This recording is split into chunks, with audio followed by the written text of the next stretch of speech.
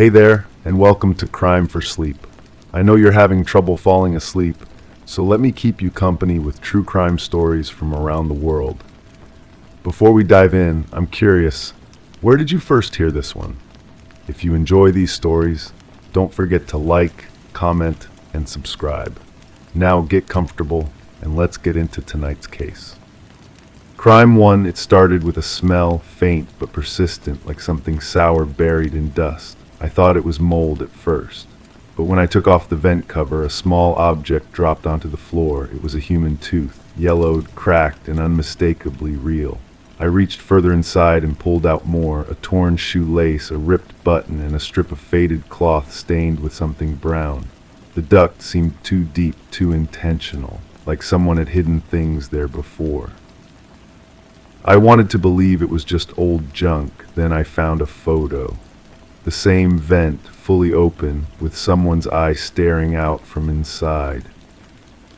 The photograph was grainy, shot from below looking up. The eye was wide, terrified, bloodshot. The pupil caught a flash of light that made it look almost white. I turned it over and found writing in faded blue ink. She saw everything. My hands started shaking. I dropped the photo and it landed face down on the dusty floor. I had moved into this house 3 months ago. The landlord was eager to rent it, almost too eager. The previous tenant had left suddenly, he said, personal emergency, left most of her things behind. I found clothes still hanging in the closet, dishes in the sink, a half-finished crossword puzzle on the kitchen table. The pen was still uncapped, dried out completely. The tooth felt smooth between my fingers, worn down like someone had been grinding their teeth. I placed it on my palm and studied it under the lamp. There was something carved into the surface, tiny scratches that looked deliberate. When I squinted, I could make out what looked like initials. 2 letters, maybe 3. The scratches were so fine they could have been made with a needle. I called the landlord. His voice sounded different than I remembered, higher-pitched, nervous. He insisted there was nothing unusual about the previous tenant's departure. Family matter, he repeated, had to leave fast. When I mentioned the items in the vent, he went quiet for a long time. Then he asked if I had contacted anyone else about it. Police, neighbors, family. I told him no. He said it was probably best to keep it that way. Old houses collect strange things, he said. Better to just throw it all away and move on. But I couldn't throw it away. That night I spread everything out on my kitchen table. The tooth, the shoelace, the button, the cloth, the photograph. Under the bright kitchen light I noticed something else about the cloth. It wasn't just stained, it was cut. Clean edges like someone had used scissors. The fabric was soft, expensive. Part of a dress maybe, or a nightgown. I went back to the vent with a flashlight. The ductwork extended further than I thought, branching off in different directions. I could see scratches on the metal walls, long gouges like fingernails dragged across the surface. In one corner I found more hair, long, dark strands tangled together. They smelled like shampoo, but underneath was something else, something metallic and sharp. The next morning I knocked on the neighbor's door. An elderly woman answered, her face drawn and tired. She'd lived in the house next door for 40 years, she said, watched families come and go. The previous tenant had been quiet, kept to herself. A young woman worked from home, rarely went out, but near the end she'd been different, paranoid, started leaving lights on all night, would peek through her curtains at every sound. The neighbor's hands trembled as she spoke. She mentioned seeing a man at the house sometimes. Late at night, never the same car. The young woman had asked her once if she'd noticed anyone watching the house, following her. The neighbor had laughed it off then. Now she wished she'd paid more attention.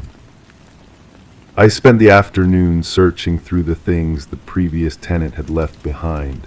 In a dresser drawer I found a journal. The entries started normal, work stress, family drama, weekend plans, but the tone shifted gradually. She wrote about feeling watched, about strange sounds in the walls, about finding her personal items moved when she came home. Someone had been in her house, she was certain. The final entry was different. The handwriting was shaky, urgent. She wrote about discovering a camera in the air vent. Someone had been watching her, recording her. She'd found other things too, proof that he'd been inside her home many times. She was going to the police, she wrote. She had evidence now, real evidence. But there was no police report. I checked. I called the station and asked about any complaints from this address. Nothing. No missing person report either. The previous tenant had simply vanished, leaving behind only her possessions and whatever she'd hidden in the vent. I examined the photograph again. The eye staring up from inside the ductwork looked familiar now. I compared it to a photo I'd found in the woman's bedroom, a selfie tacked to her mirror. Same dark iris, same thick eyelashes. It was her. She'd taken the photo herself, looking up from inside the vent. But why? The landlord called me back that evening. He'd been thinking about our conversation, he said, about the items I'd found. He offered to have them removed professionally, no charge, a cleaning service that specialized in unusual situations. I told him I'd already disposed of everything. He seemed relieved. I hadn't thrown anything away. Instead, I documented everything. Photographs, measurements, notes. I'd even taken samples of the hair and fabric. If the previous tenant had been gathering evidence, I would continue her work. But the more I discovered, the more unsettled I became. The scratches in the vent weren't random, they formed letters. A message carved into the metal with desperate fingers. He knows. The hair wasn't just tangled, it had been cut, hacked off in chunks like someone had been in a hurry. I found myself checking the locks multiple times each night, looking over my shoulder during the day. The house felt different now, like it was holding its breath, waiting for something to happen. I started noticing things that hadn't been there before. A window screen that was slightly bent, a back door that didn't close quite right, footprints in the soft dirt around the foundation. The tooth began to feel heavier in my pocket. I carried it everywhere now, rolling it between my fingers when I was nervous. The carved initials were clearer now that I knew what to look for. They matched the signature on the previous tenant's lease agreement. I realized I'd been looking at this all wrong. The items in the vent weren't evidence of someone watching her. They were evidence of her watching someone else. The tooth with her initials carved into it. The photograph taken from inside the ductwork. The hair cut from her own head. She'd been documenting something, leaving a trail of breadcrumbs for someone to follow. But documenting what, and why leave it all behind? I started spending more time in the vent system, crawling through the narrow passages with a flashlight. I found more scratches, more messages, dates carved into the metal, times, locations within the house. She'd been tracking someone's movements, mapping their patterns. The landlord's cleaning service arrived the next morning. 2 men in coveralls who didn't ask questions. They went straight to the vent system and began removing everything. When I protested, they showed me a work order signed by the landlord, complete ductwork cleaning and sanitization. They worked quickly, efficiently. By afternoon, the vents were spotless. But they'd missed something, hidden in the very back of the system, behind a joint they couldn't reach without taking apart the entire wall. A small metal box wedged tight against the main support beam. Inside, I found a recording device, still working, still recording. The files went back months, hours of audio captured from inside the walls. I listened to conversations, phone calls, private moments, the previous tenant's voice but also others. A man who spoke in whispers, who knew the house better than he should have, who came and went like he belonged there. In the final recording, I heard her voice one last time. She was talking to someone on the phone, describing what she'd found, the evidence she'd gathered, the proof of what had been happening. She mentioned meeting someone, a safe place to share what she knew. but the recording cut off abruptly mid-sentence. I called the number she'd dialed. It went to a voicemail box that was full, had been full for months. No one was checking messages anymore. Now I understand why the landlord was so eager to rent the house, why he wanted the vents cleaned so thoroughly, why he asked if I'd contacted anyone else about what I'd found. The previous tenant had discovered something she wasn't supposed to know, and now I know it too. I've been carrying her tooth in my pocket for weeks now, feeling the weight of her carved initials against my palm. Tonight I heard footsteps in the attic, slow, deliberate movements across the ceiling above my bedroom, the same pattern she documented in her scratched messages. I think I understand now what she was trying to tell me. The eye in the photograph wasn't looking up from inside the vent. It was looking down at whoever was about to climb inside, at whoever was coming to silence her forever. The tooth is still in my pocket, but I wonder whose tooth will they find when they search this house again. Crime 2, I opened the fridge and noticed grooves along the back panel, thin scratches evenly spaced like claw marks except on the inside. I assumed it was damage from moving. But the next day there were more of them, fresh ones deeper. I placed a camera nearby, angled toward the kitchen.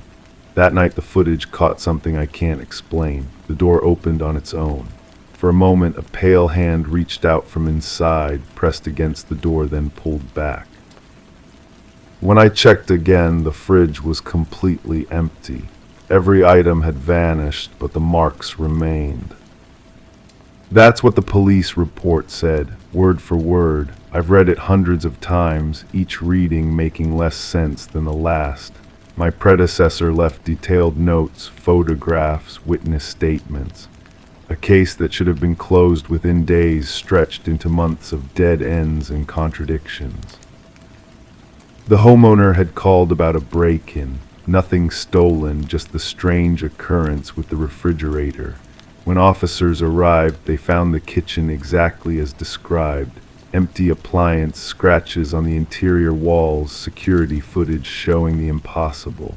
The homeowner seemed genuine, cooperative. No signs of mental distress, no history of false reports. I took over the case when the original detective retired. Standard procedure for unsolved files. What struck me first wasn't the bizarre nature of the incident, but how thoroughly it had been investigated. Every angle explored, every witness interviewed, every piece of evidence catalogued, yet something felt incomplete. The homeowner's neighbor mentioned seeing unfamiliar cars parked outside that week. Different models, different license plates, but always the same pattern. They'd arrive after dark, stay for exactly 2 hours, then leave. The neighbor was certain about the timing because her dog would bark at their arrival and departure, always the same duration. I drove to the house myself. The current residents were different people, unaware of the previous incident. They seemed nervous when I mentioned the case, exchanging glances before answering my questions. The husband claimed they'd never experienced anything unusual. The wife nodded too quickly, her hands fidgeting with her wedding ring. In the basement, I found something my predecessor had missed. A small door behind the water heater, painted the same color as the wall. Inside was a narrow space, just wide enough for a person to crouch. The walls were lined with photographs, not family photos or personal memories. Surveillance shots, people entering and leaving the house upstairs, taken from various angles and distances. The photos were date-stamped, covering a period of several months leading up to the incident. In each image, the subjects appeared unaware they were being watched. Shopping trips, work commutes, social gatherings. Someone had been documenting their lives with methodical precision. I compared the dates with the original police report. The surveillance began exactly 3 weeks before the homeowner called about the refrigerator. The final photo was taken the night before the incident, showing the homeowner returning from work, carrying groceries that would later vanish from the fridge. The basement tenant had access to the entire house. Utility maintenance, the landlord had explained, keys to every room, permission to enter when needed. Background checks had been conducted, references verified, everything appeared legitimate. Yet the tenant had disappeared the day after the police report was filed, leaving no forwarding address. I tracked down the previous tenants of that basement space. 5 different people over 2 years, all with similar stories. They'd rented the room for practical reasons, close to work or school. Each had left suddenly, often in the middle of their lease. When pressed for details, they became evasive, mentioning strange noises from upstairs, unexplained smells, the feeling of being watched. One former tenant agreed to meet me at a coffee shop. She stirred her drink nervously, glancing around as if expecting someone to overhear. She described finding things in her room that didn't belong to her. Personal items from the upstairs residence, a hairbrush, prescription bottles, pieces of mail. She'd assumed they'd fallen through cracks in the floor, but the items were always clean, deliberately placed. The arrangement became clear. The basement provided the perfect observation post. The tenant could monitor the household's routines, document their habits, access their personal space. But for what purpose? The homeowner hadn't been robbed or threatened. No demands were made, no ransom requested. The crime, if it was a crime, seemed to have no motive. I examined the security footage again, frame by frame. The hand reaching from inside the refrigerator lasted exactly 4 seconds. The skin was pale, almost translucent, with distinctive scarring on the knuckles. I'd seen those scars before in the surveillance photos from the basement.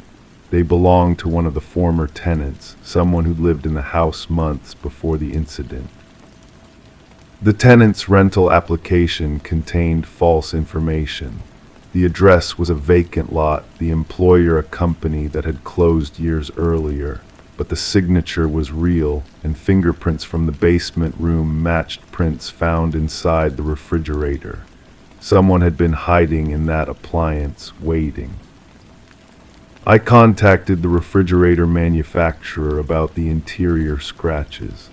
The damage pattern suggested someone had been trapped inside, clawing at the walls.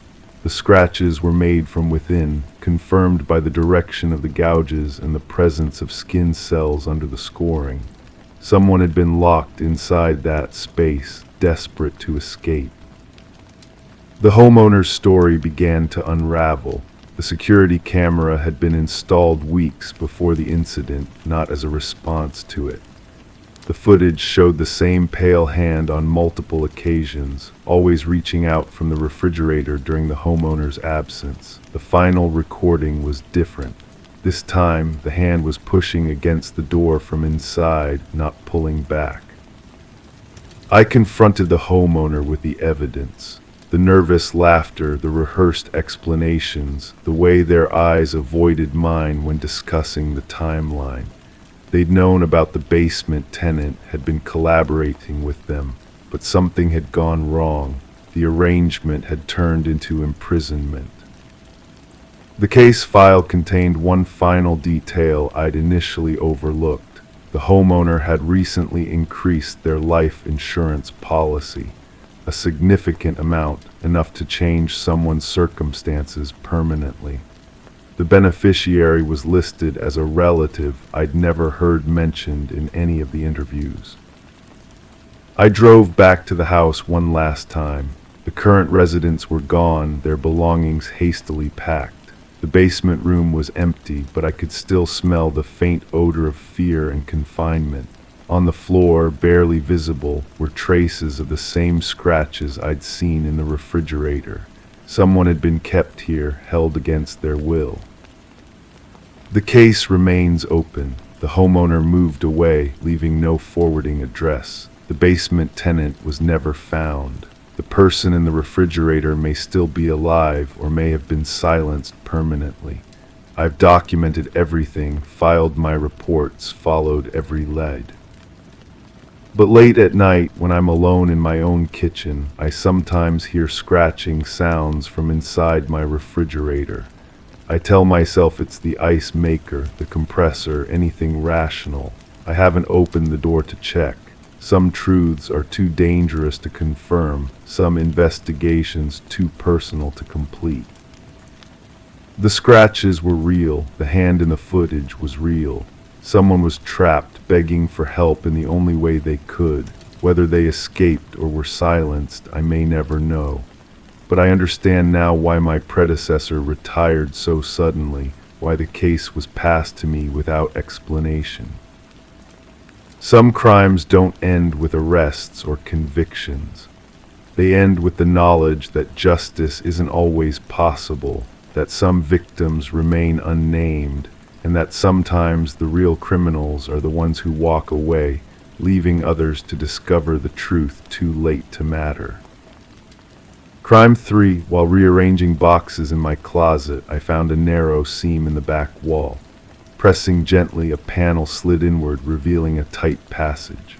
I squeezed through and found myself in a small chamber, bare concrete, no windows. On the floor, a mattress, handcuffs bolted to the wall, and a torn notebook filled with drawings of the same face repeated over and over, each sketch more frantic than the last. I took photos, backed out, and sealed the panel again. But that night it was wide open. And something had scratched my name into the floorboards just outside. The scratches were fresh, deep grooves carved into the wood, still pale where the blade had bitten through the dark stain. I ran my fingers along each letter, feeling the splintered edges catch at my skin. The handwriting was familiar, though I couldn't place it. Not my own, but something about the way the letters curved reminded me of notes I'd seen before. I called the police department and explained what I'd found. The officer who answered seemed disinterested until I mentioned the handcuffs. She asked if I'd touched anything, if I'd disturbed the scene. Her voice carried a weight I didn't understand then. She told me to stay out of the room and that someone would come by to take a look. Detective Martinez arrived the next morning with a camera and latex gloves.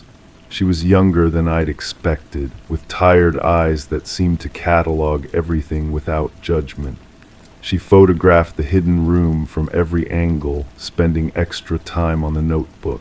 When she flipped through the pages, her expression darkened. "Do you recognize this face?" she asked, showing me one of the sketches. The drawing was crude but detailed enough to see the subject clearly. A woman with shoulder-length hair and a small scar above her left eyebrow. Something about her features tugged at my memory, but I couldn't place where I'd seen her before. "I'm not sure," I said. "Maybe. She looks familiar, but I can't remember from where." Martinez bagged the notebook and took samples from the handcuffs. She asked about the previous owner of the house, but I'd bought it from a bank foreclosure. The paperwork only listed corporate entities and legal firms, no individual names, no personal history. "The room was professionally constructed," she said, running her hand along the smooth concrete walls. "This wasn't a weekend project. Someone planned this carefully." After she left, I researched the property records online. The house had changed hands multiple times over the past decade. Most of the transactions were quick sales or foreclosures. No one had stayed long. I found newspaper clippings about a missing person case from several years back, but the details were sparse and the connection unclear. The woman in the sketches had been reported missing by her sister. She disappeared while walking to her car after work, leaving behind her purse and keys. The investigation had stalled when witnesses provided conflicting descriptions of a man they'd seen near the parking lot. Some said he was tall and dark-haired. Others described someone shorter with a limp. The inconsistencies made it impossible to develop a clear suspect profile. I printed out the missing person flyer and compared it to the drawings. The resemblance was undeniable. Same eyes, same nose, same distinctive scar. But the sketches showed her differently than the official photograph. In the drawings, her expression was terrified. Her eyes were wide and desperate in a way that made my chest tight. I called Martinez and told her about the connection. She asked me to bring the flyer to the station. When I arrived, she was waiting with a thick case file spread across her desk. Photos of the hidden room were paperclipped to witness statements and forensic reports I couldn't read from where I sat. "We found traces of blood in the concrete," she said without preamble. "Not enough to determine whose, but enough to know someone was hurt in there." She showed me a lab report filled with technical language I didn't understand. The blood was degraded, too old for DNA analysis, but there were other traces. Fibers from clothing, strands of hair, fingerprints on the handcuffs that were too smudged to be useful. "The notebook is interesting," Martinez continued. "The paper is from a specific manufacturer, and the pencil marks show pressure patterns consistent with someone drawing while under extreme stress. But here's what bothers me." She opened the notebook to a page near the back. The drawings were different here, less frantic, more careful. The woman's face was the same, but the style had changed. The lines were steadier, more confident. "These later drawings were made by someone else," she said. "Different hand entirely. Like someone was copying the earlier sketches, trying to match the style but not quite getting it right." I stared at the page, feeling something cold settle in my stomach. The implications were disturbing. Two people had been in that room. One had drawn the frantic sketches. The other had tried to replicate them, perhaps to confuse investigators or create false evidence. Martinez asked if I'd noticed anyone unusual around the property. Neighbors who seemed too interested in my activities. Delivery drivers who lingered too long. Anyone who might have known about the hidden room. I thought about the real estate agent who'd shown me the house. She'd been nervous during the tour, rushing through rooms and avoiding eye contact. At the closing, she'd mentioned that the previous owner had been eccentric, but hadn't elaborated. When I'd asked for more details, she'd changed the subject. "There's something else," Martinez said, pulling out a manila envelope. "We found this taped under the mattress." Inside was a single photograph, a woman sitting at a kitchen table, unaware she was being watched. The image was taken through a window, probably from outside the house. The woman was the same one from the sketches, but she was alive in this photo. She was reading something, maybe a letter or newspaper, with a cup of coffee steaming beside her. The photograph was intimate in a way that made my skin crawl. Someone had been watching her, learning her routines, planning. The hidden room wasn't random. It was constructed specifically for her. "We're treating this as a potential homicide," Martinez said. "The missing person case is being reopened, but I need you to understand something. Whoever built that room might still be around. They might be watching you now." I left the station with more questions than answers. The drive home felt different. I found myself checking the rearview mirror constantly, looking for cars that might be following me. Every shadow seemed to hide a potential threat.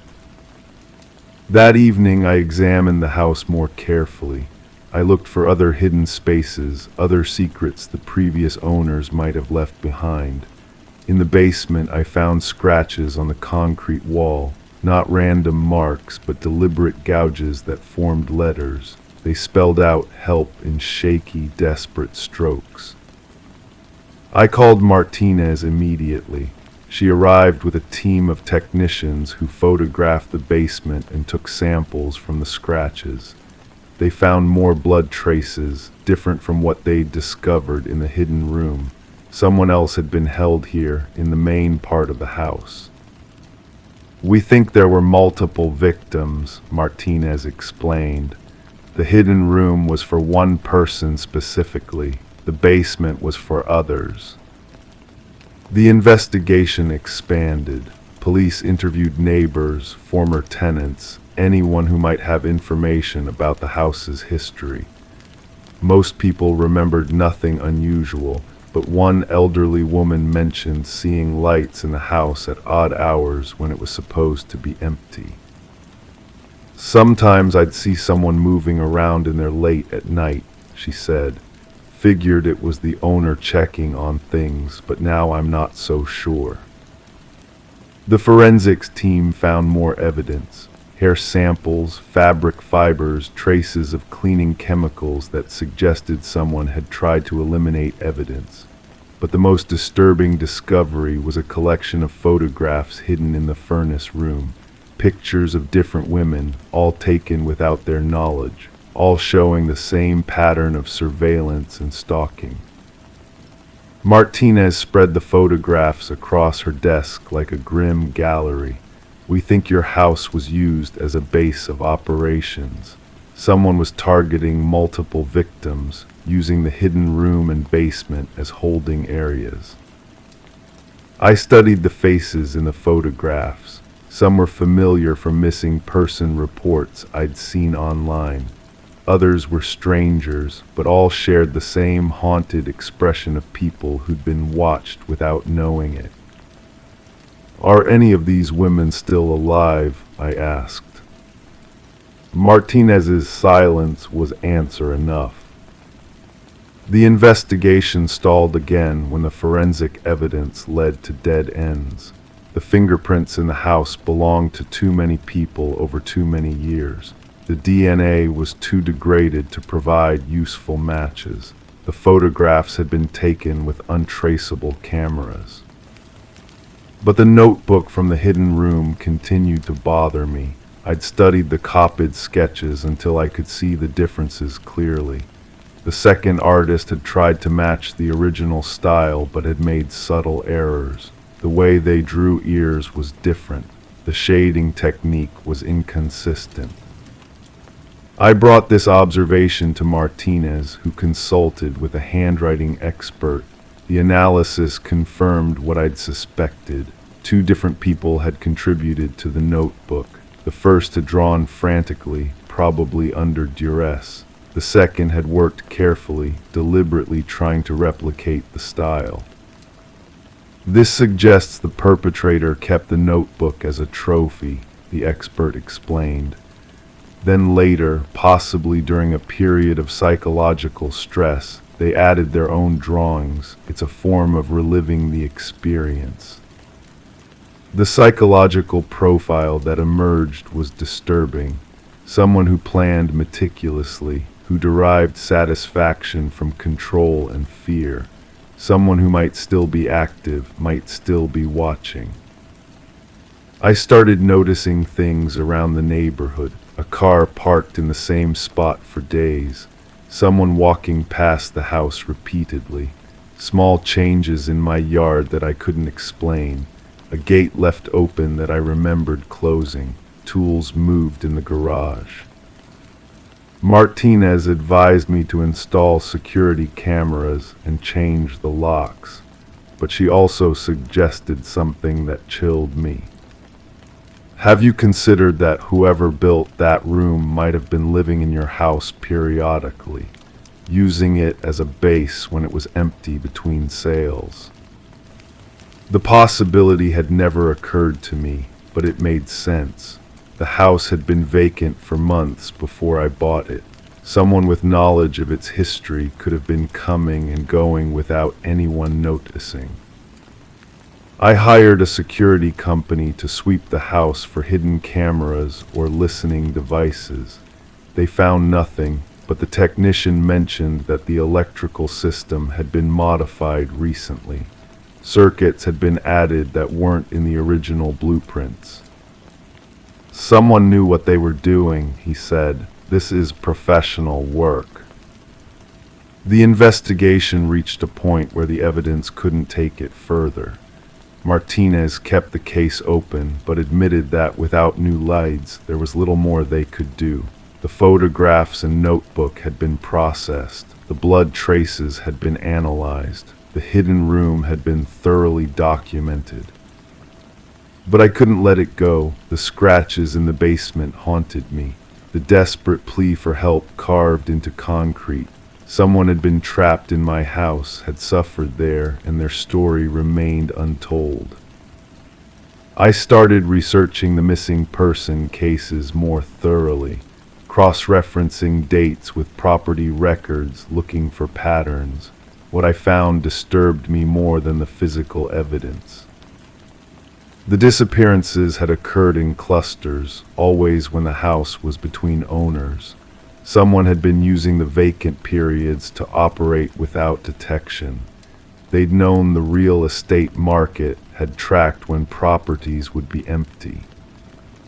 But they'd also known something else. They'd known which women to target, how to watch them, how to get close enough to take the photographs. This wasn't random, it was systematic. I called Martinez with my findings. She listened carefully, then asked the question I'd been dreading. Have you considered that the person responsible might be someone connected to the real estate transactions? Someone who would know when the house was empty? The real estate agent's nervous behavior suddenly made more sense. Her reluctance to discuss the property's history, her hurried tour and quick exit at the closing.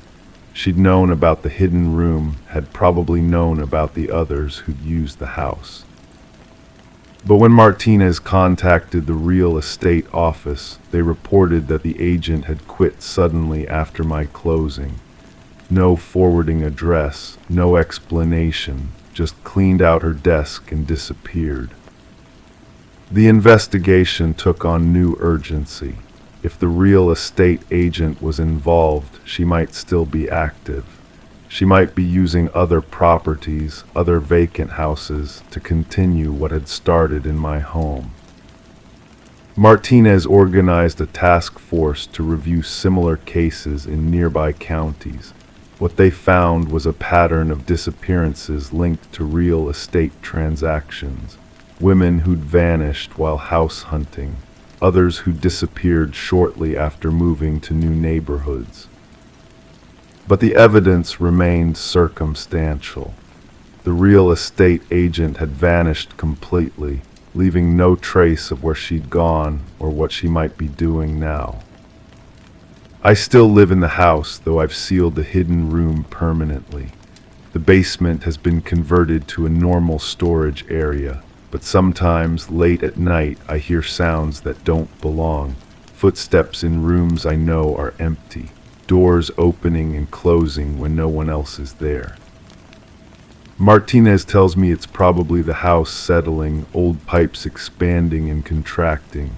But I know better. Someone is still out there, still watching, still planning. The notebook sits in police evidence storage, but I've memorized every sketch. The frantic drawings of a woman who knew she was going to die. The careful copies made by someone who wanted to preserve the memory of what they'd done. And sometimes, when I'm alone in the house, I wonder if I'm being watched too. If someone is taking photographs of me going about my daily routine. If somewhere in another hidden room, another notebook is being filled with drawings of my face. The case remains open, but no one talks about it anymore. The missing women have become statistics in files that gather dust. Their families have stopped calling for updates. The investigation has moved on to newer cases, fresher leads. But I remember the desperate scratches in the basement. The careful handwriting that spelled out my name in the floorboards. The way the hidden panel had been left open, as if someone wanted me to find it. As if someone wanted me to know they were still there, still watching, still waiting for the right moment to add another face to their collection of sketches. Crime 4, it was a thrift store find, a painting of a cabin in the woods done in muted oils. But when I tried to reframe it, the canvas tore slightly at the back, revealing dried crimson stains. Curious, I peeled the canvas away. Underneath was another layer hidden. It showed the same cabin, but burning, and in the window a face screaming. I traced the signature, but there was no record of the artist. Then things began appearing in my home. Ash on the windowsill, soot beneath the door, the smell of something burning and faint whispers whenever I got too close to the painting. The blood wasn't paint. I knew that from the moment I scraped a flake onto my fingernail and held it to the light. It had that dull, rust-colored appearance that only comes from something organic, something that was once alive. The stains weren't random either. They formed deliberate patterns around the edges of the hidden canvas, as if someone had pressed their fingers there while the painting was still wet. I started researching the thrift store where I'd bought it. The elderly woman behind the counter remembered the donation clearly, which surprised me. She said it came from an estate sale, brought in by someone who seemed eager to get rid of it. The donor had been nervous, kept glancing at the painting while filling out the paperwork, and left without taking the receipt. The estate sale led me to a property records search. The house had belonged to an artist who lived there for decades before disappearing. Neighbors described him as reclusive, someone who painted obsessively but never sold his work. The strange thing was, when they found his abandoned house, there were dozens of paintings, but all of them were blank canvases, stretched and primed but never touched with paint. I decided to visit the property. The house sat empty, windows boarded up, but the surrounding woods looked exactly like those in the painting. I walked the tree line, searching for the cabin, and found it after following an overgrown path. The structure was intact but weathered, and when I peered through the windows, I could see scorch marks on the interior walls. The local fire department had no record of a fire at that location. Back home, I examined the painting more closely. The hidden layer showed incredible detail. The flames seemed to dance if you looked at them long enough, and the face in the window appeared to shift depending on the angle of the light. I noticed something else. There were actually two faces in the burning cabin, one partially obscured by smoke. The second face was calmer, almost peaceful, as if accepting what was happening. I found myself spending hours staring at the painting, trying to understand what I was seeing. The whispers I'd initially dismissed as imagination became clearer, though I could never quite make out the words. They seemed to come from behind the canvas, as if someone was speaking from within the hidden layer itself. The breakthrough came when I decided to have the blood tested. A friend who worked in forensics owed me a favor and agreed to run the samples discreetly. The results were disturbing. The blood belonged to two different people, and based on the degradation patterns, it was approximately 30 years old. More unsettling was the fact that both samples showed signs of carbon monoxide poisoning at the time of death. I returned to the property records, digging deeper into the history of both the artist's house and the cabin. What I found changed everything.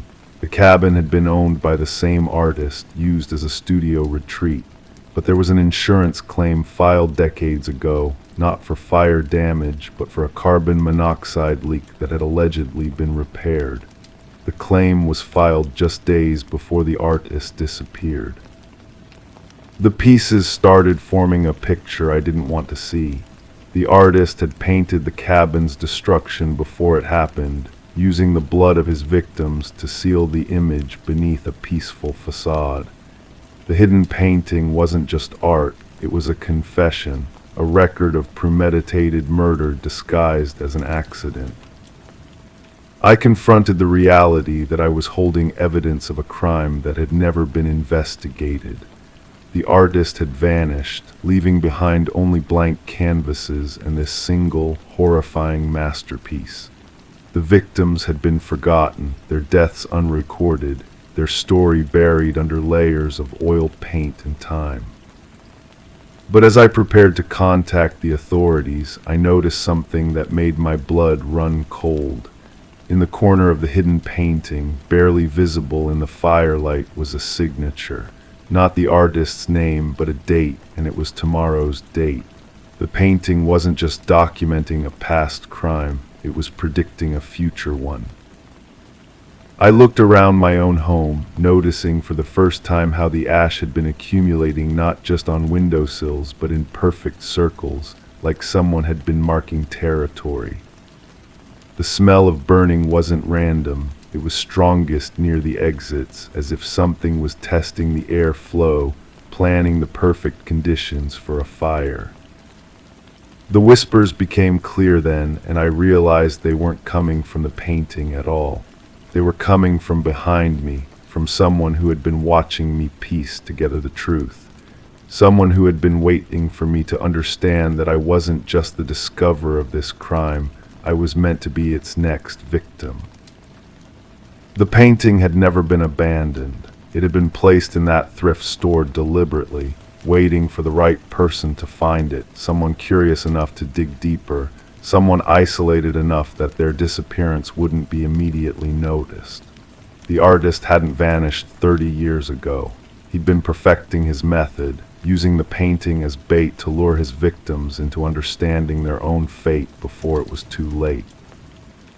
As I write this, I can smell the smoke beginning to seep under my door.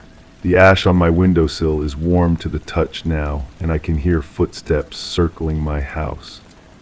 I know I should run, but I'm transfixed by the painting, by the realization that the face in the window, the calm, accepting one, looks exactly like mine. The blood under the frame is fresh now, and I understand that some crimes are never meant to be solved.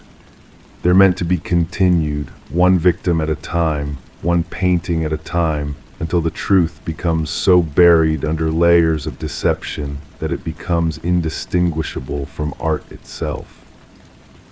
Crime 5, the tiles above the tub had hairline fractures, but what unsettled me were the scratches in the porcelain itself, faint at first, but unmistakably carved by hand. They formed a sequence of numbers repeating along the edge, the same 10 digits over and over. I thought it was a prank until I searched the sequence. It matched a missing person case, then another, and another. Each one went cold. I kept scrubbing, hoping it would fade, but every time I drained the tub, the numbers seemed sharper, like something wanted to make sure I didn't forget them. The apartment came furnished when I moved in. The landlord, a woman with silver hair and tired eyes, handed me the keys without much conversation. She mentioned the previous tenant had left suddenly, but people always have their reasons for leaving. I didn't ask questions I should have. The bathroom felt wrong from the first night. Not dirty, actually, it was spotless, too spotless. The kind of clean that makes you wonder what needed to be scrubbed away. The numbers were barely visible then, just faint scratches that could have been anything.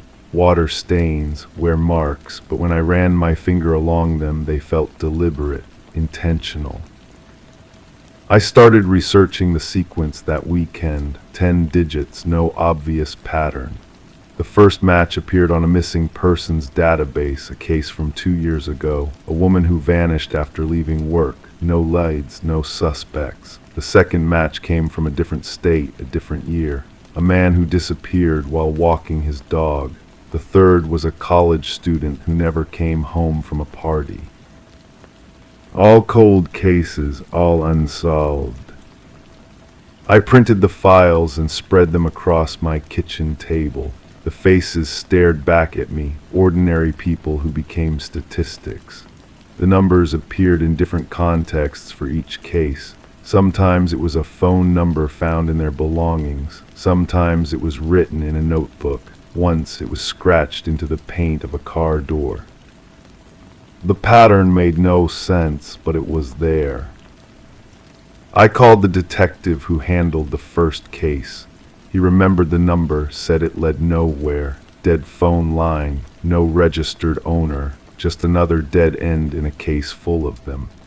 His voice carried the weariness of someone who'd seen too many families left without answers. That night I filled the tub with bleach and let it sit. The smell burned my throat, but I needed those numbers gone. When I drained it, they were still there, darker now, more defined, as if the bleach had stripped away whatever was hiding them. I started having dreams about the previous tenant.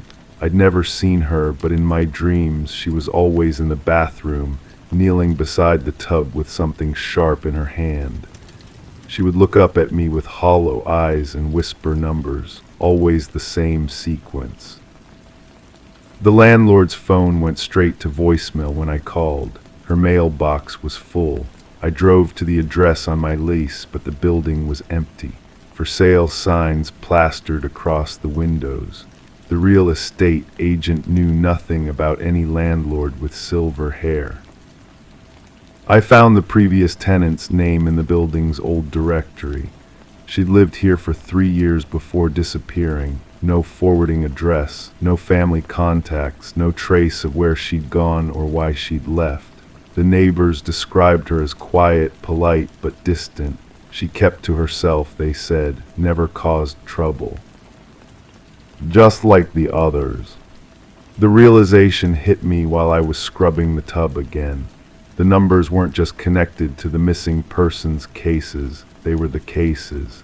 Each sequence carved into the porcelain represented someone who'd vanished, someone who'd become a cold case file gathering dust in a police station. I found more scratches that night, smaller ones hidden under the rim of the tub where the water line usually sits. Different sequences, different cases, dozens of them, maybe hundreds, each one a person who disappeared without explanation. The previous tenant hadn't been collecting information about missing persons. She'd been documenting them, recording them, preserving them in the only way she knew how. But why and where was she now? I spent the next week in the bathroom, carefully cleaning each scratch, documenting every sequence. My fingertips were raw from scrubbing, but I couldn't stop. Each number felt like a responsibility. Someone needed to remember these people. Someone needed to know they existed. The water ran rust-colored that week. The building's pipes were old, the landlord had mentioned, but the rust formed patterns as it swirled down the drain, patterns that looked familiar, patterns that looked like numbers. I found her journal hidden behind the bathroom mirror, pages of research printouts, photographs, all connected to the missing persons cases, all searching for the same thing I was searching for, the connection, the reason, the truth. Her handwriting became erratic toward the end, the entries shorter, more desperate. The last entry was just a single line. They're not missing, they're chosen. I've been living here for 3 months now. The numbers have spread beyond the bathtub. I find them scratched into the window frames, carved into the wooden floor, etched into the bathroom mirror. New sequences appear faster than I can document them. New cases that haven't been reported yet. New people who haven't disappeared yet. But they will. I know because I've started having dreams about them. Not dreams, really, more like visions. I see their faces, their final moments, the last thing they remember before everything goes dark. They're not chosen randomly. There's a pattern, a purpose, a reason. I just haven't figured out what it is yet. The scratches on my fingertips won't heal. They match the ones in the porcelain now. Perfect parallel lines that seem to deepen every time I try to document another case. My handwriting is becoming erratic too, just like hers. I understand now why the previous tenant left suddenly, why she never said goodbye, why she never took her belongings. She didn't leave. She was chosen. The numbers are calling to me now, whispering their sequences in the silence between the dripping faucet and the settling pipes. They want to be remembered. They want to be documented. They want to be preserved. And I'm the only one left to listen. The bathtub is full again. The water is warm. The numbers are waiting. I know what I have to do. Crime 6, I never saw the downstairs tenant. That wasn't unusual, but I never heard anything either. No footsteps, no lights, no mail. One day I walked around the back of the building and noticed something strange. The lower windows had been filled in with concrete, not boarded, sealed. I asked the building manager, but they brushed it off. That night I went back and knocked on the lower door. No answer. But the next morning someone had slipped a note under my door. One word written in shaky handwriting, dig. I returned to the spot and started scraping. What I found wasn't a floor, it was a wall, and something inside was tapping. The concrete was fresh, I realized. My fingernails scraped away fragments that still held moisture. The building manager had lied to me. This wasn't some old renovation. Someone had sealed those windows recently, very recently. The tapping stopped when I stopped scraping, as if whatever was inside could hear me working. I stepped back and stared at the gray surface. The concrete didn't match the building's foundation. It was paler, smoother, applied with urgency rather than skill. Whoever had done this work hadn't cared about aesthetics. They'd cared about containment. That evening I sat on my floor and listened. The silence from below felt different now. Not empty, held. I pressed my ear to the hardwood and waited. Nothing, but when I moved to the kitchen I heard it. A soft scratching sound, rhythmic and deliberate, not random, not accidental. Someone was trying to communicate. I grabbed a hammer from my toolbox and tapped once on the floor. The scratching stopped. Then after a pause it resumed. 3 short scratches, 3 long ones, 3 short ones again. I knew that pattern. Everyone knows that pattern. My hands shook as I tapped back the same sequence. The response came immediately. Frantic scratching now, desperate and continuous. I could hear it moving across the ceiling below me, following my footsteps as I paced. Whatever was down there was alive, aware, and trying to tell me something. I returned to the building manager the next morning. This time I brought photos of the sealed windows. The manager's face went pale when I showed them. They claimed they'd never seen the concrete work before, that it must have been done without permission. But their eyes avoided mine, and their voice carried a tremor that hadn't been there before. I asked about the previous tenant. The manager shuffled through papers, claiming the records were incomplete. They mentioned a woman who'd lived there, someone quiet who'd paid rent through automatic transfers. But when I asked for her name, they said the files had been damaged in a recent water leak. Too convenient, too rehearsed. That night I heard voices through the building's thin walls, not from my neighbors, but from outside. 2 people arguing in hushed tones near the sealed windows. I crept to my own window and peered down. 2 figures stood in the shadows, one gesturing frantically at the concrete. I couldn't make out their words, but their body language spoke of panic and disagreement. One of them was the building manager.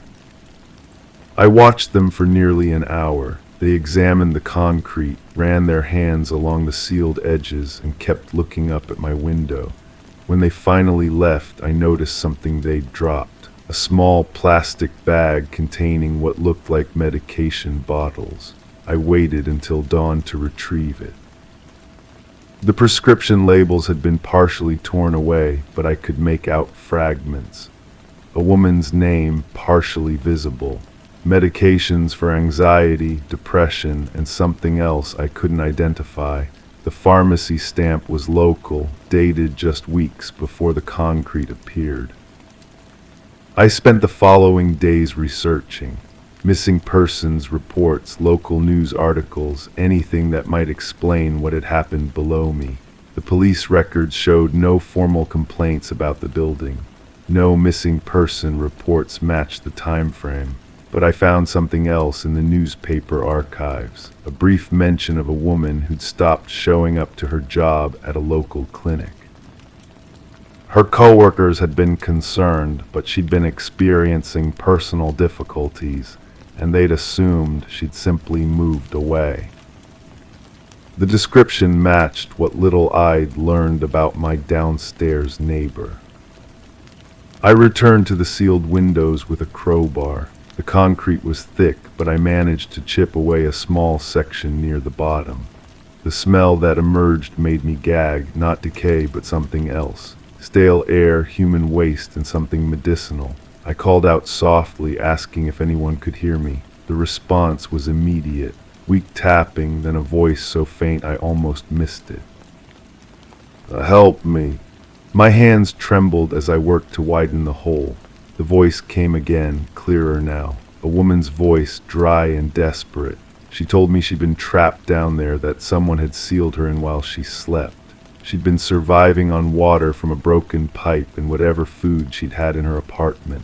She was weak, disoriented, and couldn't understand why someone would do this to her. But as I worked, something in her story began to bother me. The medications I'd found suggested serious mental health issues.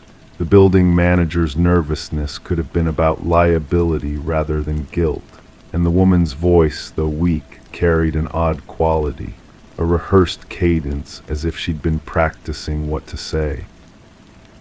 I stopped digging and asked her about the note, the one that had been slipped under my door. She claimed she hadn't written it, that she'd been too weak to reach my door from her sealed apartment, but someone had written it, someone who'd wanted me to find her. The more I listened to her speak, the more questions arose. She knew details about my apartment that she shouldn't have been able to know.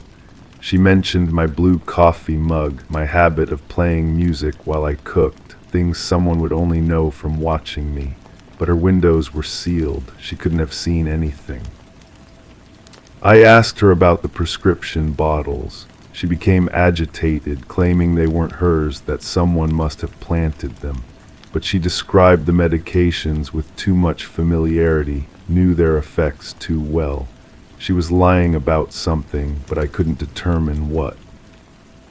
The building manager appeared behind me as I knelt by the hole. They looked exhausted, defeated. They sat down heavily on the ground and began to speak. The story they told was different from what I'd imagined. The woman below hadn't been trapped. She'd sealed herself in. She'd been experiencing severe paranoid episodes, convinced that people were trying to harm her.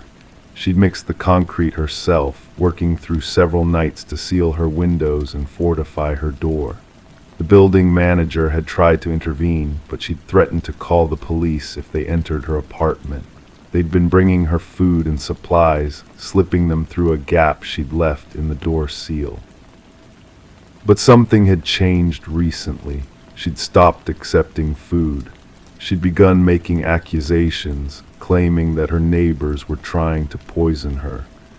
The building manager had been trying to figure out how to get her professional help without violating her rights or causing a scene that might traumatize other tenants. The woman below called out to me again, her voice stronger now. She claimed the building manager was lying, that they were part of a conspiracy against her. She begged me to call the police, to have them break down the concrete and rescue her. But her words were becoming increasingly erratic, filled with references to surveillance and plots that made no sense. I sat between them, unsure of what to believe. The building manager produced documents showing their attempts to contact social services, emails expressing concern about the tenants' well-being. But the woman below continued to plead, her voice growing more desperate and confused. The truth, I realized, was probably somewhere between their stories. A woman struggling with mental illness, making choices that seemed rational to her but appeared horrifying to others. A building manager caught between legal obligations and human compassion. And me, an accidental witness to a situation that had no clear villains or heroes. I made the call to emergency services. They arrived with specialized equipment and social workers trained in crisis intervention. As they worked to safely remove the concrete, I listened to the woman's voice grow quieter. She was no longer pleading for rescue. She was asking them to leave her alone. When they finally reached her, she was physically unharmed but severely dehydrated and malnourished. She fought the paramedics, insisting that she was safer in her sealed apartment than in the outside world. She looked at me with eyes that held no recognition, no gratitude, only fear. The building manager was cleared of any wrongdoing. The investigation revealed a complex situation involving mental health, tenant rights, and the limitations of intervention systems. The woman was hospitalized and later moved to a facility where she could receive proper care. But I still hear the tapping sometimes, late at night when the building settles. I know it's just the old pipes and shifting wood, but part of me wonders if she was right to be afraid.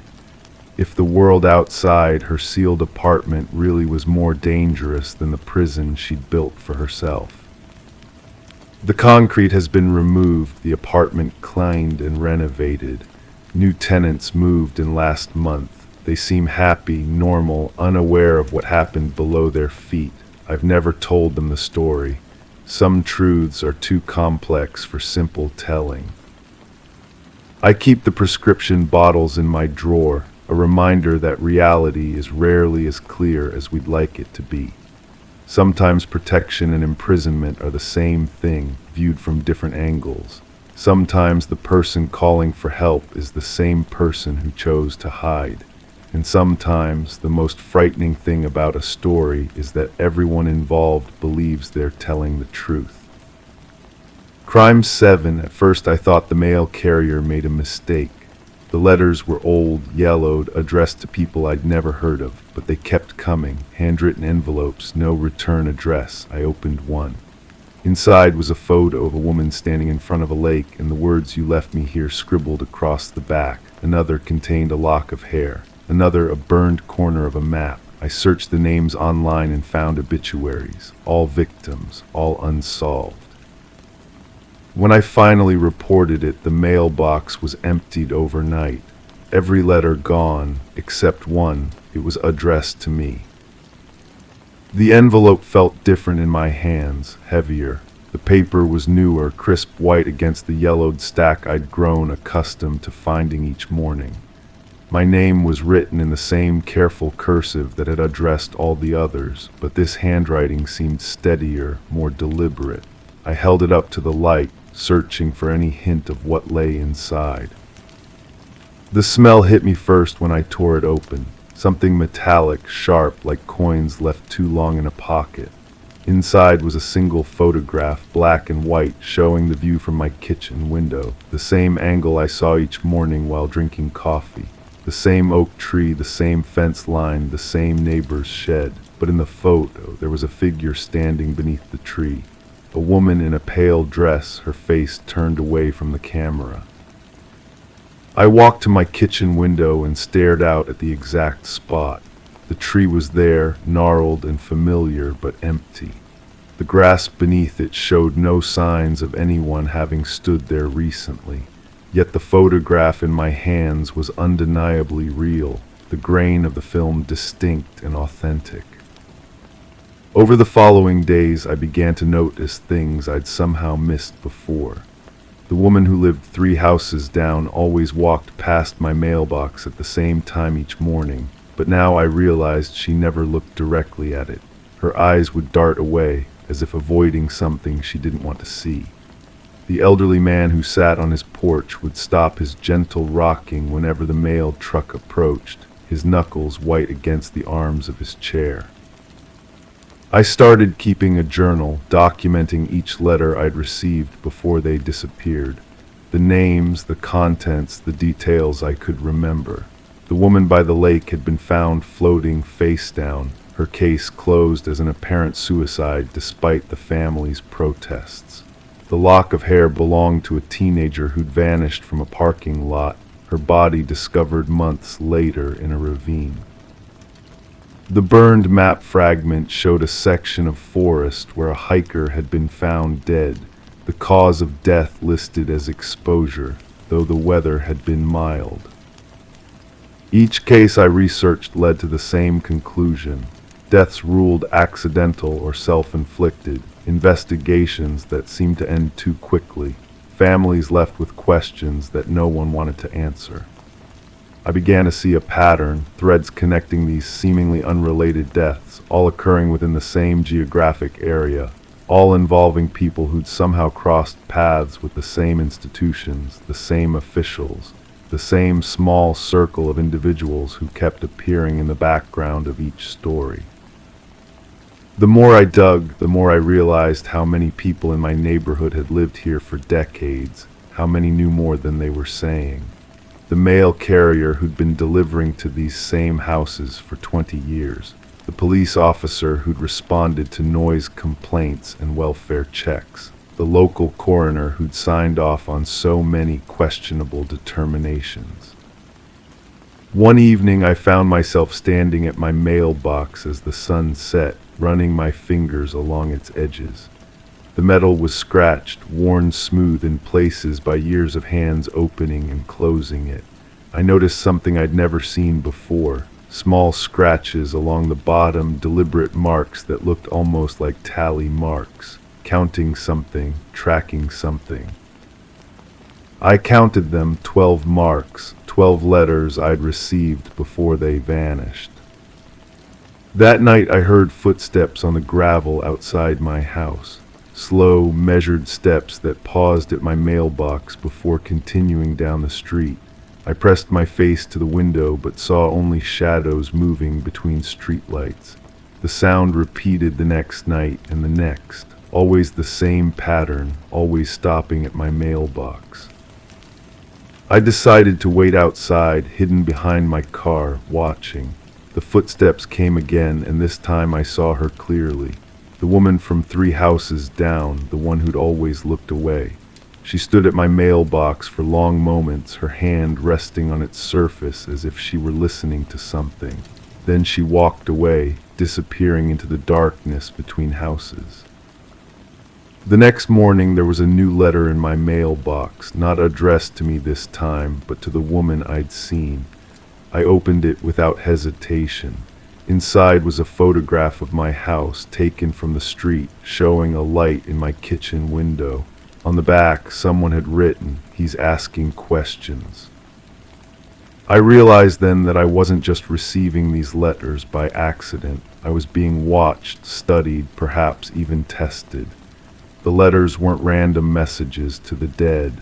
They were communications between the living, people who knew what had really happened to those victims, people who were still here, still active, still covering their tracks. I spent the next week observing my neighbors more carefully. The woman who wouldn't look at my mailbox, the man who stopped rocking when the mail arrived, the police officer who drove through our neighborhood more often than necessary, the mail carrier who'd been here for 20 years, who knew every house, every routine, every secret. When I finally understood what I was seeing, the weight of it settled over me like cold water. These weren't separate crimes committed by strangers. They were connected events orchestrated by people who lived here, who'd been here all along, who'd turned this quiet neighborhood into their hunting ground. The victims hadn't been random. They'd been chosen, lured, eliminated by people who knew exactly how to make deaths look accidental, how to steer investigations away from the truth, how to keep families quiet and cases closed. The letters weren't confessions or threats. They were proof, evidence being passed between conspirators, documentation of their work. I sit here now, writing this down, knowing that tomorrow my mailbox will be empty again, knowing that someone will come in the night to collect whatever evidence I've tried to preserve, knowing that asking questions in this neighborhood isn't just unwelcome, it's dangerous. The photograph of my house sits on my desk, the warning written on the back now feeling less like a threat and more like a promise. The woman in the pale dress beneath my oak tree wasn't a ghost or a memory.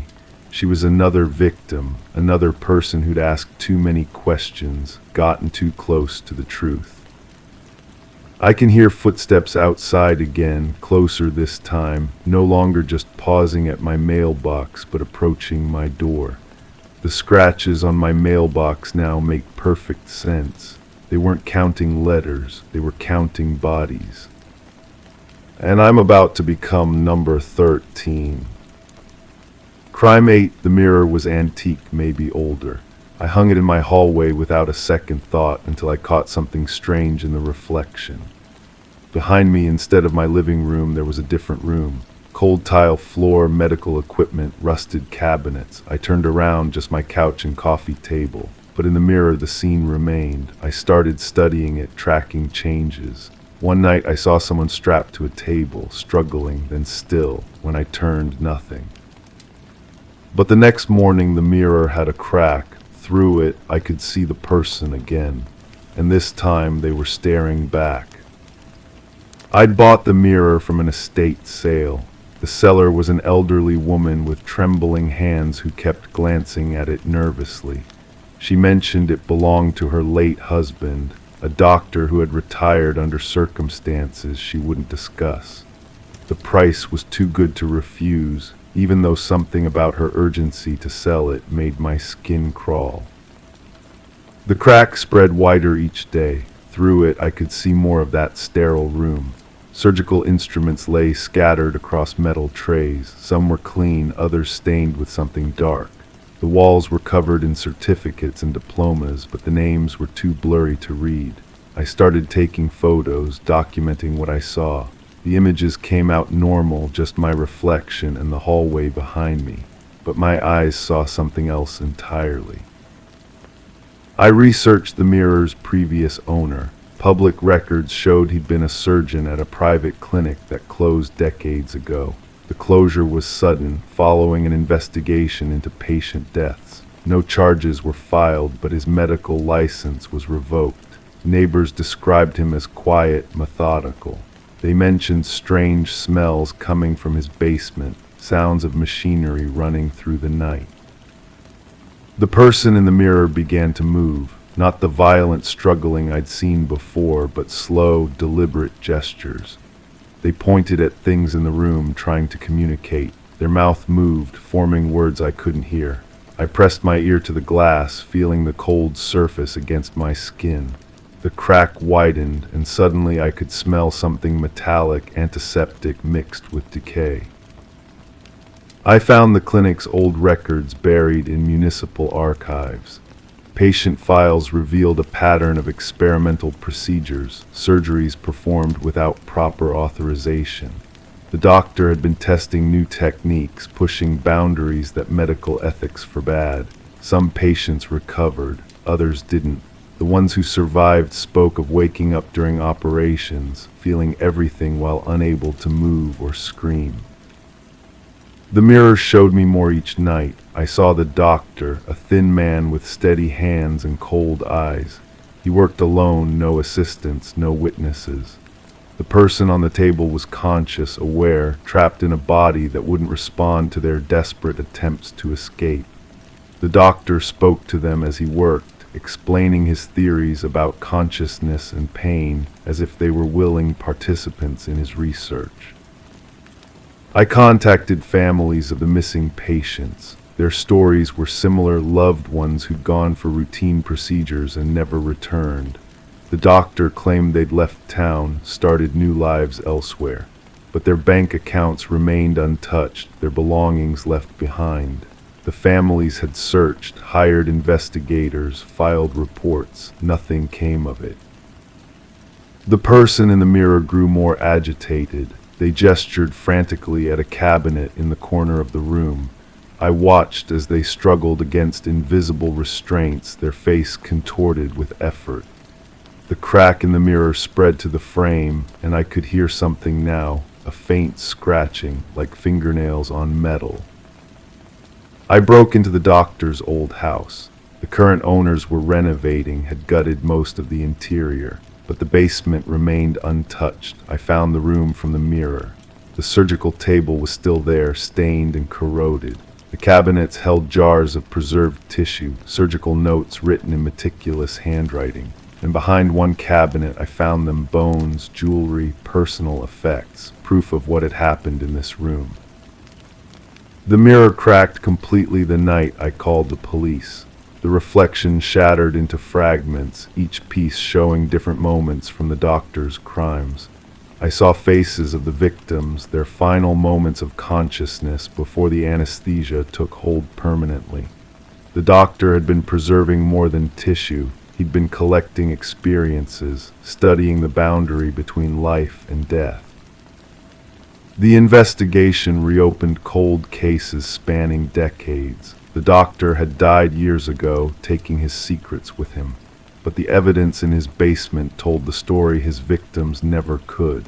Families finally had answers, closure they'd been denied for so long. The private clinic's records were unsealed, revealing a network of corruption that had protected the doctor's work. I kept the broken mirror. Sometimes in the fragments I still see glimpses of that room, but now it's empty, cleaned of its horrors. The surgical table sits abandoned, the instruments gather dust. The person who'd been trapped there is gone, finally free to move on. The scratching has stopped, replaced by silence. The estate saleswoman called me once, months later. She wanted to know if I'd experienced anything unusual with the mirror. Her voice shook as she spoke, admitting she'd seen things too, reflections of her husband's secret work, images of crimes she'd chosen to ignore.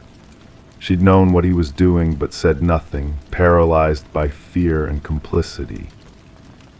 I told her the truth about what I'd discovered. She listened without interrupting, her breathing heavy on the other end of the line. When I finished, she was quiet for a long time. Then she thanked me and hung up. I never heard from her again. The mirror still hangs in my hallway, its cracked surface reflecting only what's really there. But sometimes, when the light hits it just right, I catch a glimpse of something else, a reminder that some secrets refuse to stay buried, that truth has a way of surfacing no matter how deeply it's hidden. The victims found their voice through that broken glass, and justice, however delayed, finally found its way to them. Crime 9, I started noticing things out of place. My seat adjusted, the radio playing songs I didn't recognize, the glove box rifled through. I thought I was losing it until I opened the trunk and found a blanket, an empty water bottle, and a toothbrush. Someone had been sleeping there. I installed a camera on the dashboard aimed at the rear. The footage showed the trunk popping open from the inside, a person crawling out. They moved silently, opened my front door, sat in the driver's seat for hours, then returned to the trunk. And before closing it, they looked directly into the lens and smiled. That smile haunted me, not menacing, not threatening, almost apologetic, like they were saying sorry for the intrusion but couldn't help themselves. I rewound the footage dozens of times, studying their face in the dim glow of the streetlight. Middle-aged, worn features, clothes that had seen better days. They handled my car with an intimacy that made my skin crawl, running their fingers along the steering wheel, adjusting the mirrors, checking the radio stations with practiced ease. I should have called the police immediately. Instead, I found myself watching more footage, becoming obsessed with understanding who this person was and why they had chosen my vehicle as their temporary home. The recordings revealed a routine. They would emerge around the same time each night, spend several hours in the driver's seat, then return to the trunk before dawn. Sometimes they would eat something from a paper bag, always careful to dispose of the trash in a nearby dumpster. Sometimes they would just sit there, motionless, staring through the windshield at nothing. The strangest part was how they seemed to know my schedule. They never emerged when I was around, never left traces I would notice immediately. It was as if they were studying me just as intently as I was studying them. My paranoia grew. I started checking my rearview mirror obsessively, convinced I was being followed. The feeling of being watched became constant, a weight pressing down on my shoulders wherever I went. I decided to confront them. I parked in the usual spot and waited in the shadows across the street, my heart pounding against my ribs. The trunk popped open right on schedule. The person emerged, but this time they didn't head for the driver's seat. They stood beside the car, looking directly at where I was hiding. They raised their hand in a small wave, then walked away into the darkness. I never saw them again, but things in my car continued to change. The radio stations were different. The seat position shifted. Small items disappeared from the glove compartment. I installed more cameras, better ones with night vision and motion sensors. They captured nothing. No mysterious figure, no trunk opening from the inside. Just me getting in and out of my car, looking increasingly frantic and disheveled. The police officer who finally came to take my report looked at me with barely concealed skepticism. He examined the trunk, found no evidence of forced entry, no fingerprints, no DNA. The blanket and water bottle I had found were gone. Even the camera footage seemed less clear than I remembered. The smile that had once seemed so vivid now appeared distorted, possibly just a trick of light and shadow. My friends suggested I was overworked, stressed, maybe experiencing some kind of breakdown. They pointed out that I had been acting strange lately, muttering about surveillance and invasion of privacy. They reminded me of the time I had forgotten locking my car, how I had misplaced my keys twice in the same week. Maybe I had been sleepwalking, they suggested.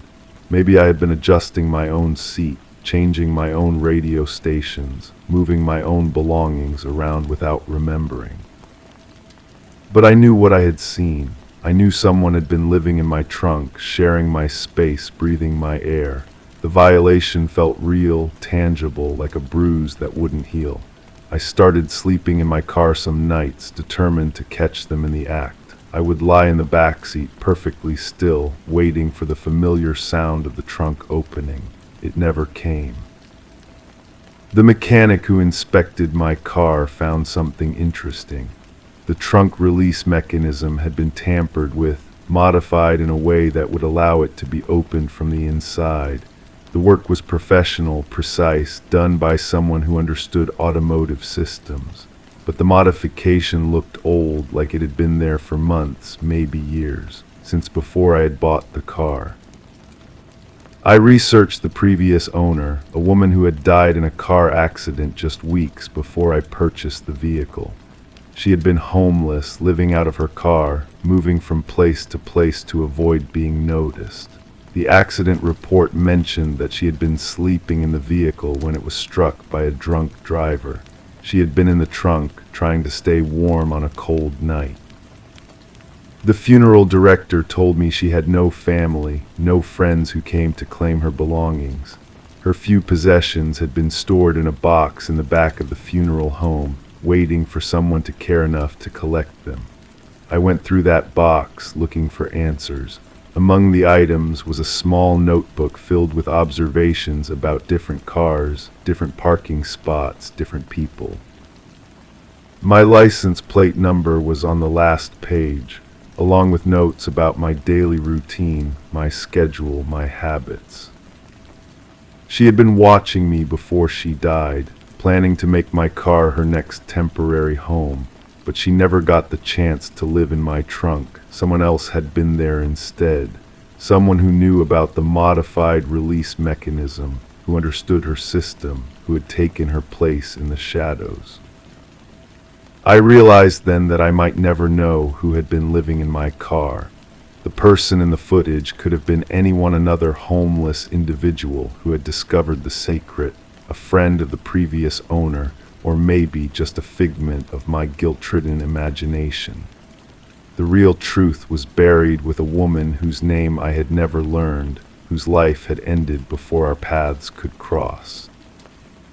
The car sits in my driveway now, unused. I bought a new one, but I can't shake the feeling that I'm being watched, that someone is always just out of sight, waiting for the right moment to make themselves at home in my space. Sometimes I think I see movement in the rearview mirror, a shadow that doesn't belong. Sometimes I hear the soft click of a trunk closing in the distance. The smile in the footage still haunts me, not because it was threatening, but because it was so human, so understanding. Like they knew I would eventually figure out that the real invasion had happened long before I ever noticed. The real violation was not that someone had been living in my car, but that I had unknowingly taken the place of someone who had died trying to find shelter in the same space. I still check my new car obsessively, still install cameras, still lie awake wondering if I'm alone. But now I'm not sure if I'm looking for an intruder or hoping to find one. The loneliness of realizing you might be the only person in your own story is somehow worse than discovering you're sharing your space with a stranger. At least when someone was living in my trunk, I knew I wasn't completely alone. Story 10. The motel stood solitary and forgotten, a relic of a bygone era, its faded sign barely visible in the dim twilight. Guests passed through its doors like shadows, their stays fleeting and unremarkable. The receptionist, a man of few words, handed her a worn key with a cautionary glance. "Just avoid the final door on the left," he whispered, his voice barely more than a breath of wind. Intrigue seized her as she ascended the creaking stairs that evening, the musty scent of old carpet lingering in the air. The corridor stretched before her, shrouded in shadows cast by flickering lights. She hesitated before the ominous door, feeling the chill of the handle beneath her fingertips. To the naked eye, it was indistinguishable from the others, blending into the faded wallpaper until she leaned in, listening intently. A soft, rhythmic breath whispered from the other side, a sound both comforting and unsettling in the silence of the night. Detective Morgan Reed awoke with a start, her mind still foggy from sleep as she crossed the threshold marked by yellow tape, a barrier between the mundane world and the darkness within. The metallic tang of blood lingered in the air, a grim herald of the scene before her. The room bore witness to a macabre ballet. A pristine bathroom stood in stark contrast to the chaos that sprawled across the floor. A young woman, her features frozen in eternal surprise, lay lifeless on the floor, a tragic figure in this grim theater of death. Reed knelt beside her, a silent observer amidst the chaos. The forensic technician, his movements precise and detached, captured the scene in a series of clinical snapshots. "This marks the third such tragedy this season," he remarked, his voice hollow with the weight of repetition. "The same pattern, the same signature." Reed nodded, her gaze lingering on the victim's elegant attire, a stark contrast to the squalor of the motel room. The puzzle began to take shape in her mind, a mosaic of fear and desperation. Back at the precinct, Reed pieced together a mosaic of photographs on the board, each image a ghostly echo of the others. 3 women, each a mirror of the next, their lives extinguished in these forgotten corners of the world.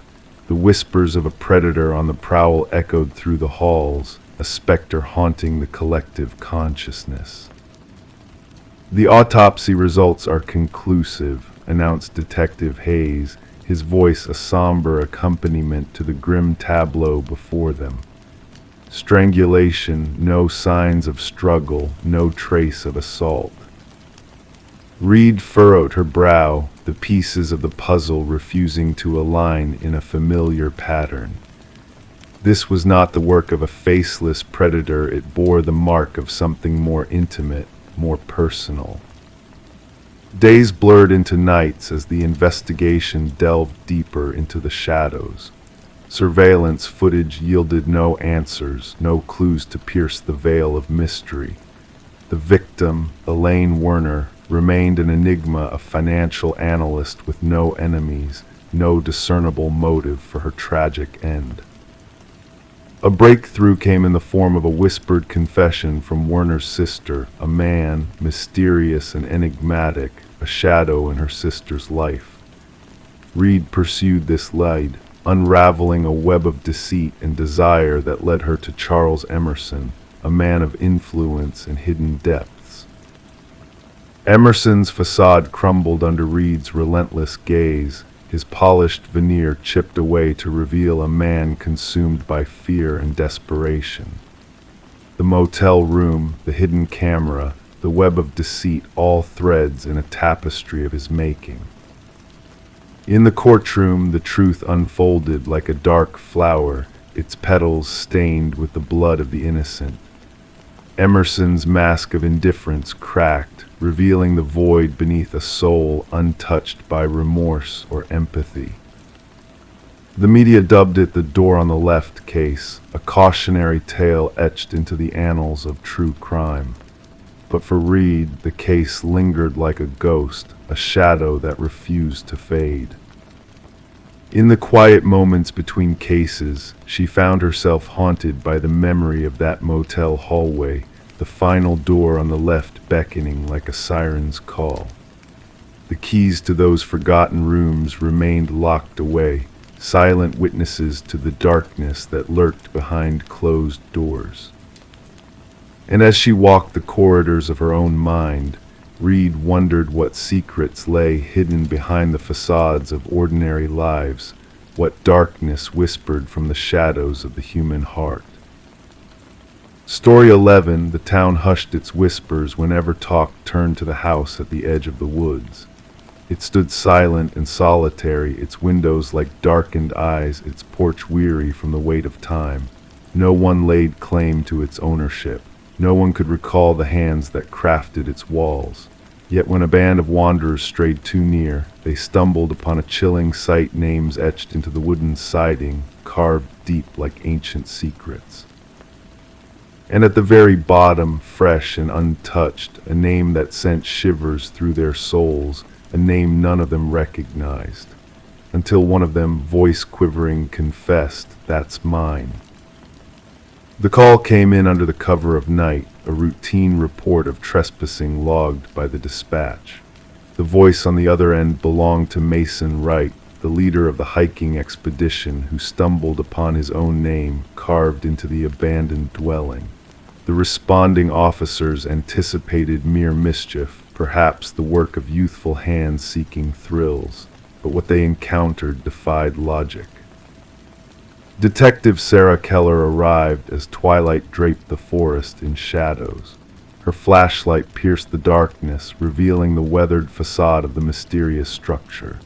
The names 27 in total etched vertically along the eastern wall. Some nearly faded into obscurity, blending with the aged wood, while others remained stark and fresh, as if carved just moments ago. And at the base, Mason Wright, the incision still glistening with fresh wood shavings. "I've never set foot here before," Mason declared, his breath forming ghostly wisps in the frigid air. "I can't fathom how anyone knew my name." Thus began an inquiry that would unearth chilling truths and cast shadows over the very essence of reality. Background checks on each listed name sent a chill down the spines of the investigative team. Every name corresponded to an individual reported missing over the span of 4 decades. Some cases lay dormant, forgotten by time. Others remained open wounds. Yet a common thread bound them all. The vanished had been solitary hikers lost to the wilderness. Forensic experts meticulously documented each carving, noting the varying depths, styles, and weathered nuances. The oldest name on the list, Rebecca Hansen, aligned with a decades-old missing persons case, recounting the tale of a young woman who ventured into the forest's embrace and never returned, leaving behind only a lone hiking boot by a babbling brook. Interrogations of Mason yielded consistent denials of any ties to the area beyond his recent journey with college comrades. Their trek had been chosen at random, guided by an online suggestion. His past divulged no link to the other names adorning the enigmatic wall. Attention turned to Mason's companions. Emily Chen, the group's photographer, presented snapshots captured during their hike. Upon scrutiny, analysts discerned a disconcerting presence, a blurred figure lurking in the background of multiple images, a tall, slender specter obscured by the foliage. "We encountered no one else on our path," Emily maintained. "We would have remembered." A search of the house's interior unveiled a desolate scene. Dust cloaked every surface, furniture lay in disarray. Yet in the bowels of the basement, a ghastly tableau awaited discovery. Personal effects of the vanished hikers lined wooden shelves with eerie precision. Watches, backpacks, cameras, wallets, each accompanied by a name matching those outside. Bloodstains, stubborn remnants of attempts to erase the past, marred the concrete floor, illuminated under ultraviolet scrutiny. As the probe deepened, peculiar occurrences besieged Mason. Whispers in the night, footprints leading to his door but never away, phantoms haunting the periphery of his vision. Protective detail was assigned, yet paranoia gnawed at his sanity. A breakthrough came with unearthing county archives detailing the property's ownership. The residence had belonged to a recluse named Victor Blackwood, a hunter who vanished without a trace, evading official scrutiny. A delve into the surrounding woodland uncovered a network of primitive hunting blinds, concealing a journal chronicling unsettling observations, the shift from hunting wildlife to hunting humans, cataloging prey like trophies. The pursuit of Blackwood spanned jurisdictions, deploying advanced technology in a bid to ensnare the elusive predator. Mason withdrew from reach, his apartment vacant, save for a cryptic message scrawled upon a wall: "The hunter becomes the hunted." Weeks elapsed with no trace of Mason. Then, a chilling revelation unfolded during a secondary sweep of Blackwood's abode, a concealed workshop harboring fresh carvings, tools of woodcraft, and a name yet unmounted. The name mirrored that of the chief forensic technician, absent without explanation. Surveillance tightened around the dwelling, cameras poised to capture any intrusion. Sensors alerted to a presence. One fateful night, a specter, impossibly slender, advancing towards the house with eerie grace. Tactical units closed in, only for the figure to vanish into the night's embrace, leaving behind a void.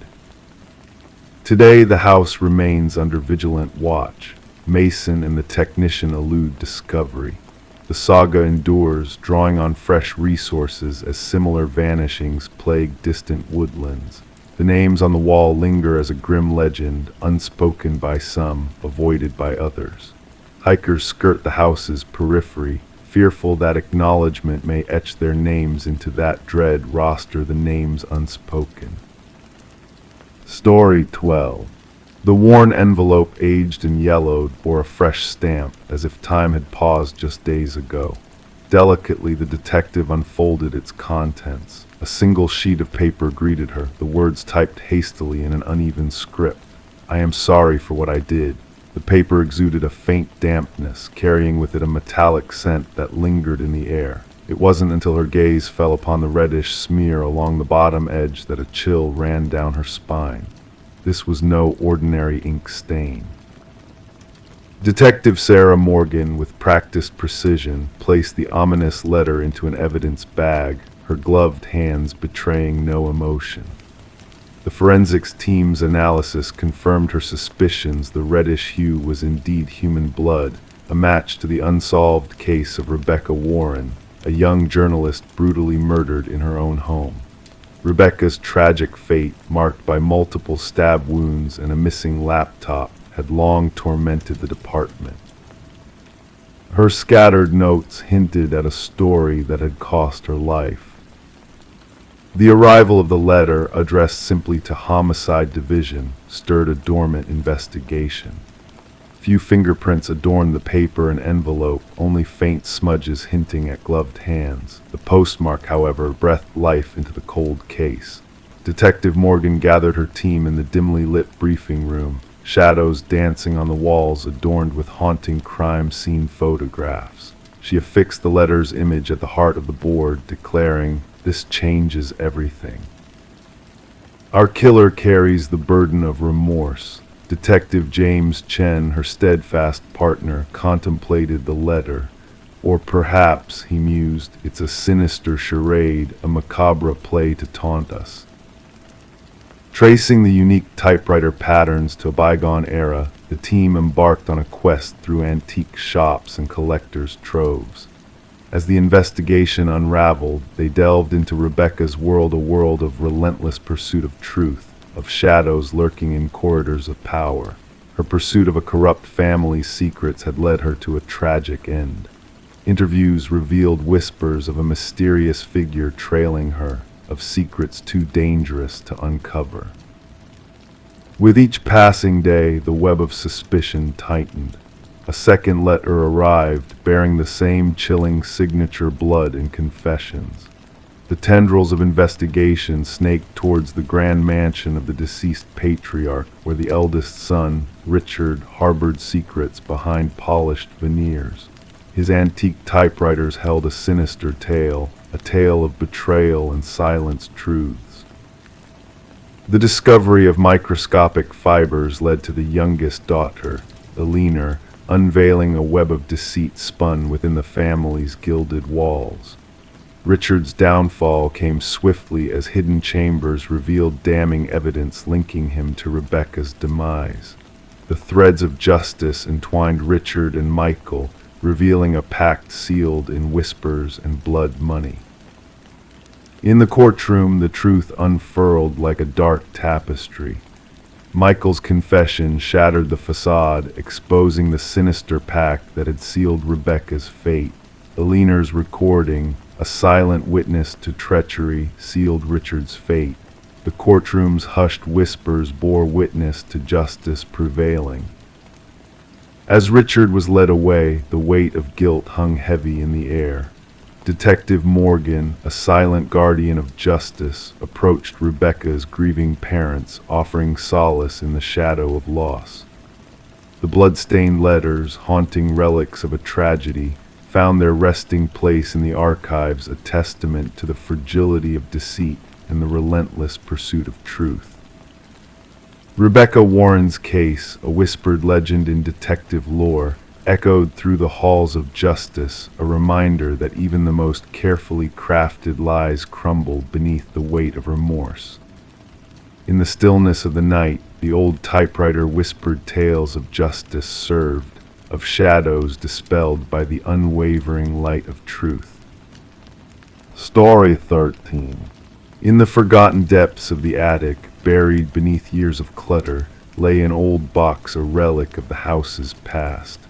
Among the faded Polaroids of birthdays and gatherings, one photo stood out, a photo that sent shivers down Rebecca's spine. The image captured her living room, her familiar surroundings, but with a family she did not recognize. And there, lurking in the shadows, a man stood in the hallway, watching. As Rebecca held the photograph, a sense of unease grew within her. Trembling fingers, vibrating edges the family in the picture, smiling obliviously while danger lingered close by. Descending the creaking wooden steps, she felt the weight of the house, now suffocating in its emptiness. Placing the photo on the kitchen counter under harsh light, the undeniable resemblance to her home unsettled her. Detective Morgan, with his weathered jacket and keen eyes, delved into the mystery. The family in the photo, the Sutherlands, vanished without a trace, leaving behind unanswered questions and an eerie silence. The investigation unveiled a chilling pattern. Families had come and gone from the house, disappearing after a year of residence. The figure in the hallway, captured in the Polaroid, remained a haunting enigma. Beneath the house's surface, hidden beneath layers of concrete, lay the truth. The missing families, perfectly preserved, their stories entwined with the house's dark history. In the attic's secret crawl space, a journal revealed meticulous observations and a foreboding message about Rebecca. The realization dawned upon her the watcher in the shadows had set sights on her. Seeking safety in a hotel, Rebecca found no solace as the night brought eerie phone calls and the mechanical click of a Polaroid camera. The man in the photograph, Samuel Whitfield, continued to evade capture, his presence lingering in the shadows. The house, now a silent witness to its own secrets, stood empty and locked away. Investigators tread cautiously, for the man behind the camera remained at large, his motives unknown. As new families settle into new homes, the legacy of Samuel Whitfield lives on a specter of the past, capturing moments in time, forever watching from the shadows. And those who dare to unveil the truth find themselves ensnared in a chilling game of cat and mouse, where the line between reality and nightmare blurs into darkness. Story 14. The aged library faced its demise, its very existence on the brink of erasure.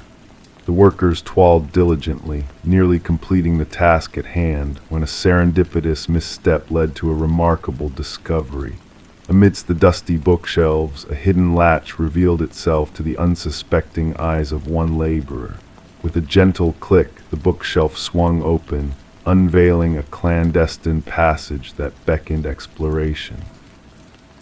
The air within was heavy with the weight of time, untouched by human presence for decades. A stark emptiness pervaded the hidden chamber save for a solitary chair anchored to the floor at its center. Etched repeatedly on the walls, a chilling message echoed forth, "I am still here."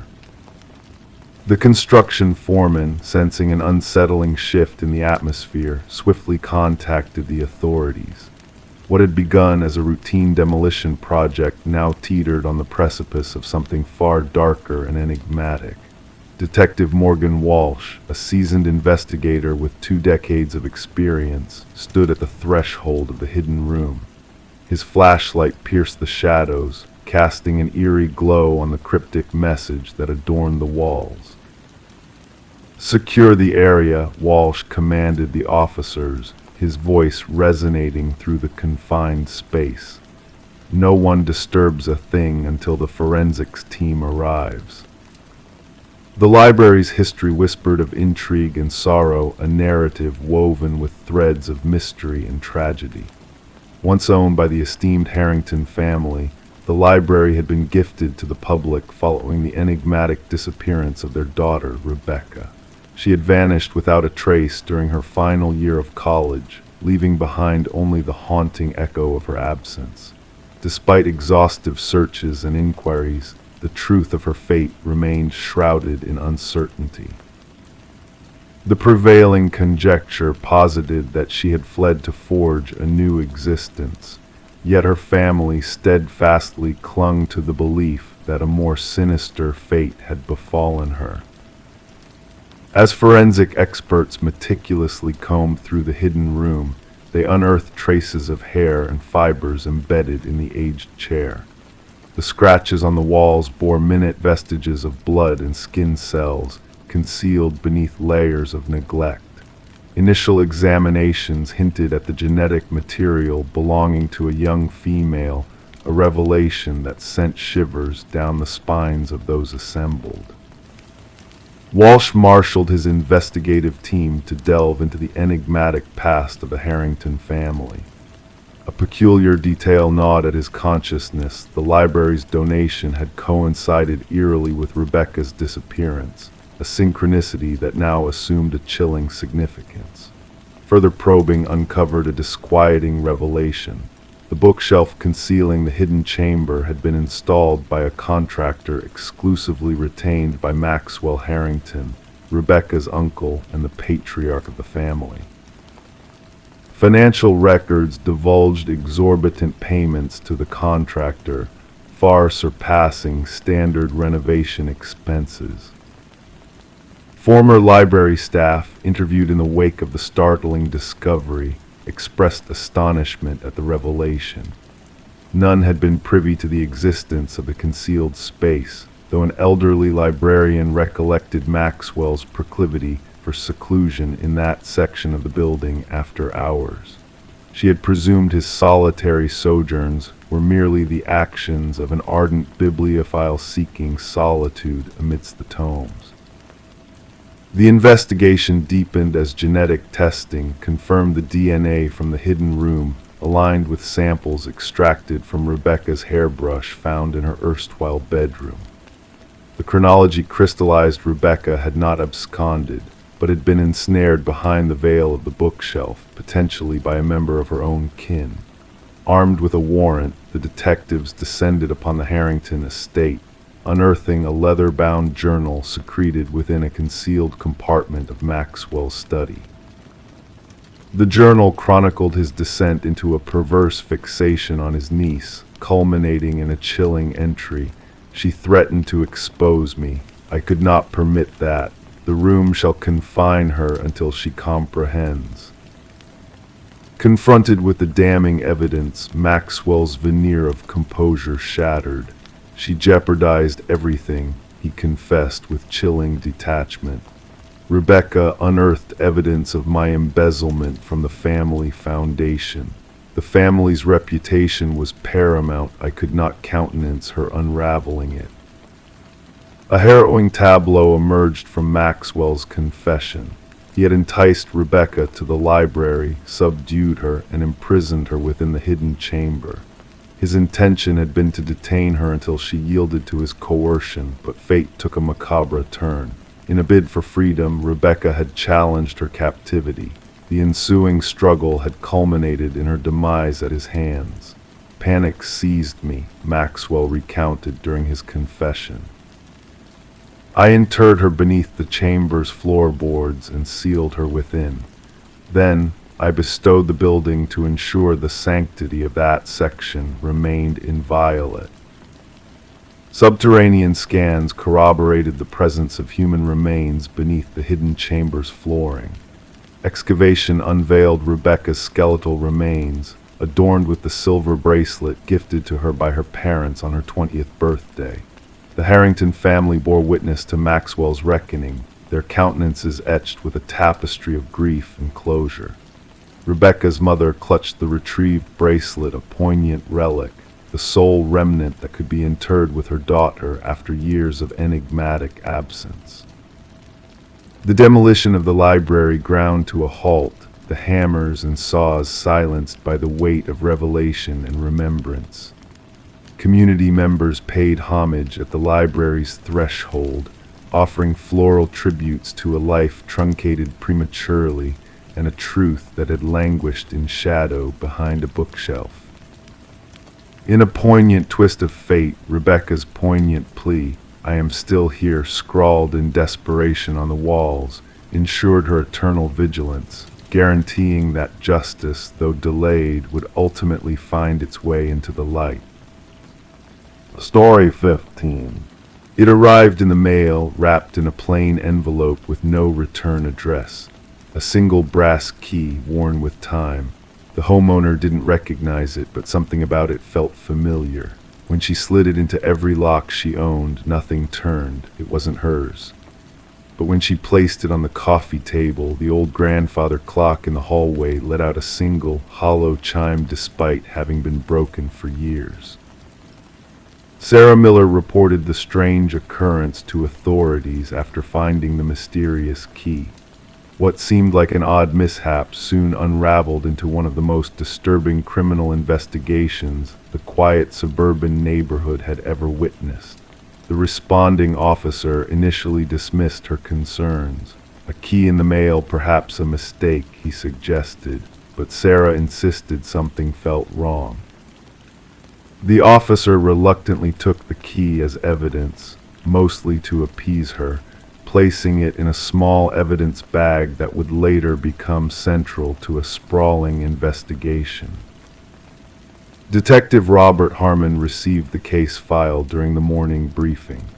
A veteran investigator with the Special Victims Unit, he had developed an intuition for cases that would evolve beyond their seemingly innocuous beginnings. The brass key sat on his desk, unremarkable yet somehow unsettling. Background checks revealed Sarah had no criminal history. A retired high school English teacher, widowed, with 2 adult children living across the country. Nothing suspicious in her financial records, phone logs, or social media. She appeared to be exactly what she claimed, an innocent recipient of something strange. The forensic team found no fingerprints on the key besides Sarah's. The envelope yielded nothing except a generic postmark from the regional distribution center. No DNA, no trace evidence. The key itself was a standard Schlage, available at any hardware store, though well-worn and at least several years old. The breakthrough came unexpectedly when Detective Harmon decided to run the key's unique bidding pattern through the department database. A cold case from 7 years prior had documented an identical key pattern belonging to a storage unit where investigators had found blood-stained carpet, cutting tools, and photographs of unidentified women. The original investigation had stalled without sufficient evidence to identify a suspect. Harmon pulled the dusty case files. The detective who had worked the case had since retired. The storage unit had been rented under a false identity, paid in cash. Surveillance footage had long been overwritten. The evidence collected had yielded partial DNA samples, but no matches in any criminal database. The photographs recovered from the storage unit showed 5 different women, all appearing unconscious. Only 3 had been identified during the original investigation, all reported missing but never found. Their cases remained open, classified as suspected homicides without bodies. Sarah Miller recognized none of the women when shown the photographs. She grew increasingly anxious as the investigation proceeded, installing new locks and a security system in her home. The question lingered, why had someone sent her this key? Harmon ordered a fresh analysis of the original evidence using newer techniques. The partial DNA sample was expanded and run through genealogical databases. This yielded a distant familial match, a second cousin twice removed from the suspect. Working backward through family trees, investigators narrowed their focus to Harold Jenkins, who had lived 2 streets away from Sarah Miller until moving away approximately 6 years ago. His current whereabouts were unknown. Further investigation revealed Jenkins had been a substitute teacher at the same school where Sarah taught, though they had minimal documented interaction. His employment records showed scattered work history, long unexplained gaps, and frequent relocations. His former residence yielded nothing unusual upon inspection. Neighbors described him as quiet, unremarkable, someone who kept to himself, the common refrain that often follows revelations about predators hiding in plain sight. The big question remained unanswered: why send the key now? Why to Sarah Miller? Harmon theorized it might be a trophy, a warning, or perhaps a macabre invitation. The search for Jenkins intensified. His driver's license hadn't been renewed, no credit card activity, no tax returns. The digital breadcrumbs people typically leave behind were conspicuously absent, suggesting an intentional effort to remain untraceable. The true horror of the case emerged when authorities investigated a small cabin registered to Jenkins' deceased mother. Beneath the weathered wooden floorboards, investigators discovered a concealed room accessible only through a trapdoor. Inside, meticulously organized shelves held dozens of identical brass keys, each with a name and date engraved on a small attached tag. 5 keys corresponded to the women from the photographs. The remaining keys, 27 in total, presented a horrifying implication of additional victims previously unknown to authorities.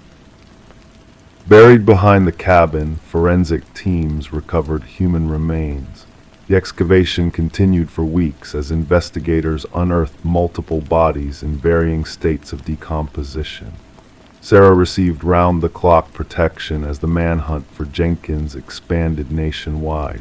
Behavioral analysts suggested the key represented a twisted invitation, Jenkins selecting Sarah as someone to appreciate his work. The press dubbed him the Keymaster, a name that spread rapidly across national headlines. Fear permeated the community as residents questioned how such horror had existed among them undetected. Detection dogs tracked a scent from the cabin into the surrounding wilderness. Search teams combed dense forest areas. Thermal imaging drones scanned terrain too dangerous for ground teams. The manhunt became one of the largest in regional history. A wildlife photographer hiking in remote woods captured an image of someone matching Jenkins' description. The grainy photograph showed a bearded man with hollow eyes carrying a backpack, heading deeper into the wilderness. Authorities closed in on the area, establishing a perimeter. Tactical teams navigated difficult terrain while psychological profilers predicted Jenkins would not surrender.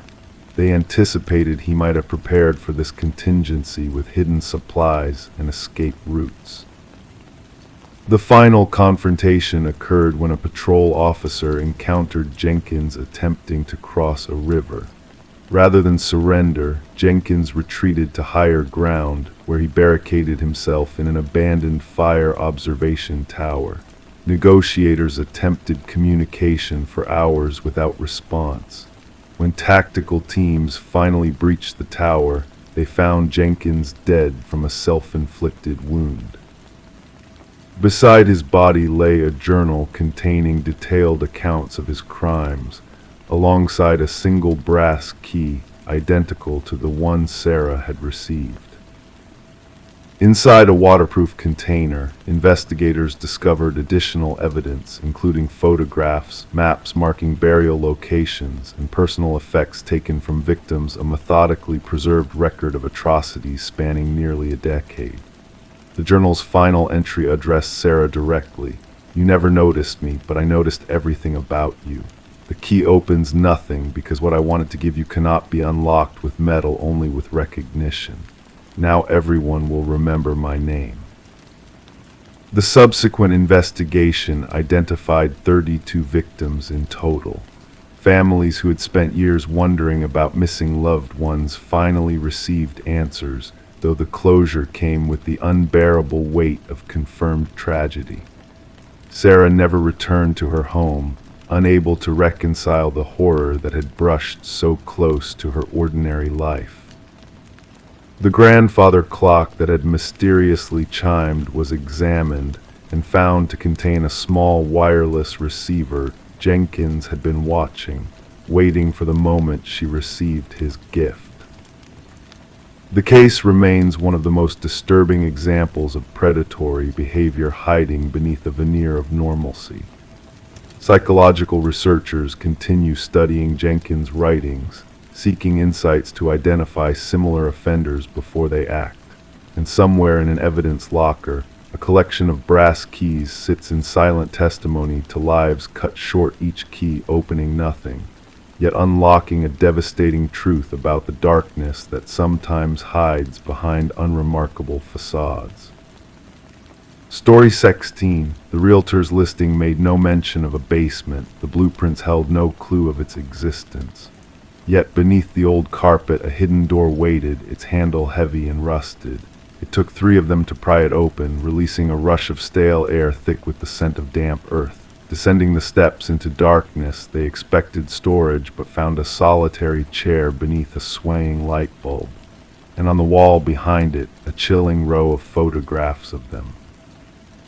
The Mercer family had settled into the suburban property during a winter of early darkness and bare trees. The 2-story structure, with its weathered siding and creaking floors, exuded character and history. Little did they know the depth of history the house held and how violently it would intertwine with their present. Detective Sarah Connors and her partner arrived at the property, the crime scene unit already at work, securing the perimeter with fluttering yellow tape. Mrs. Mercer's voice had trembled over the phone as she described the shocking discovery beneath their living room floor. "We must document everything before anyone else ventures down there," Connors directed, pulling on latex gloves with precision. Camera flashes illuminated the stairwell as the forensic team meticulously captured the scene.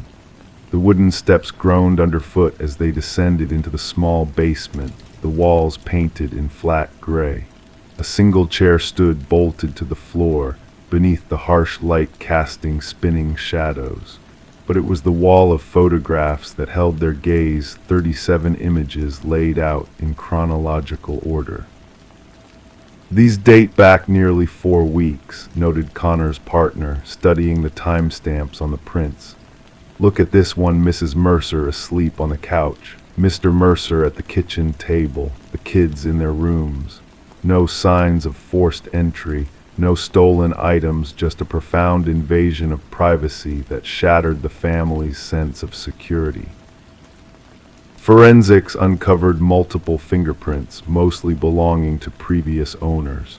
The house had changed hands 6 times in a decade, each family residing briefly before selling at decreasing prices. None had mentioned a basement. As they delved into the past, inconsistencies in property records emerged, red flags waving ominously. The breakthrough came with the contractor who had renovated the house years earlier. His denial of the basement's existence sent shivers down their spines. Data extracted from a hidden memory card revealed hundreds more images, a voyeuristic catalog of families' private moments. Audio files recovered from a buried box unveiled intimate conversations, recorded with sophisticated microphones unseen during the initial search. "We must tear out every wall," Connors urged, her voice taut with urgency. Behind the photographs, a passage led to a monitoring station, a chilling testament to Edward Kelvin's obsession with the families who dwelt within his creation.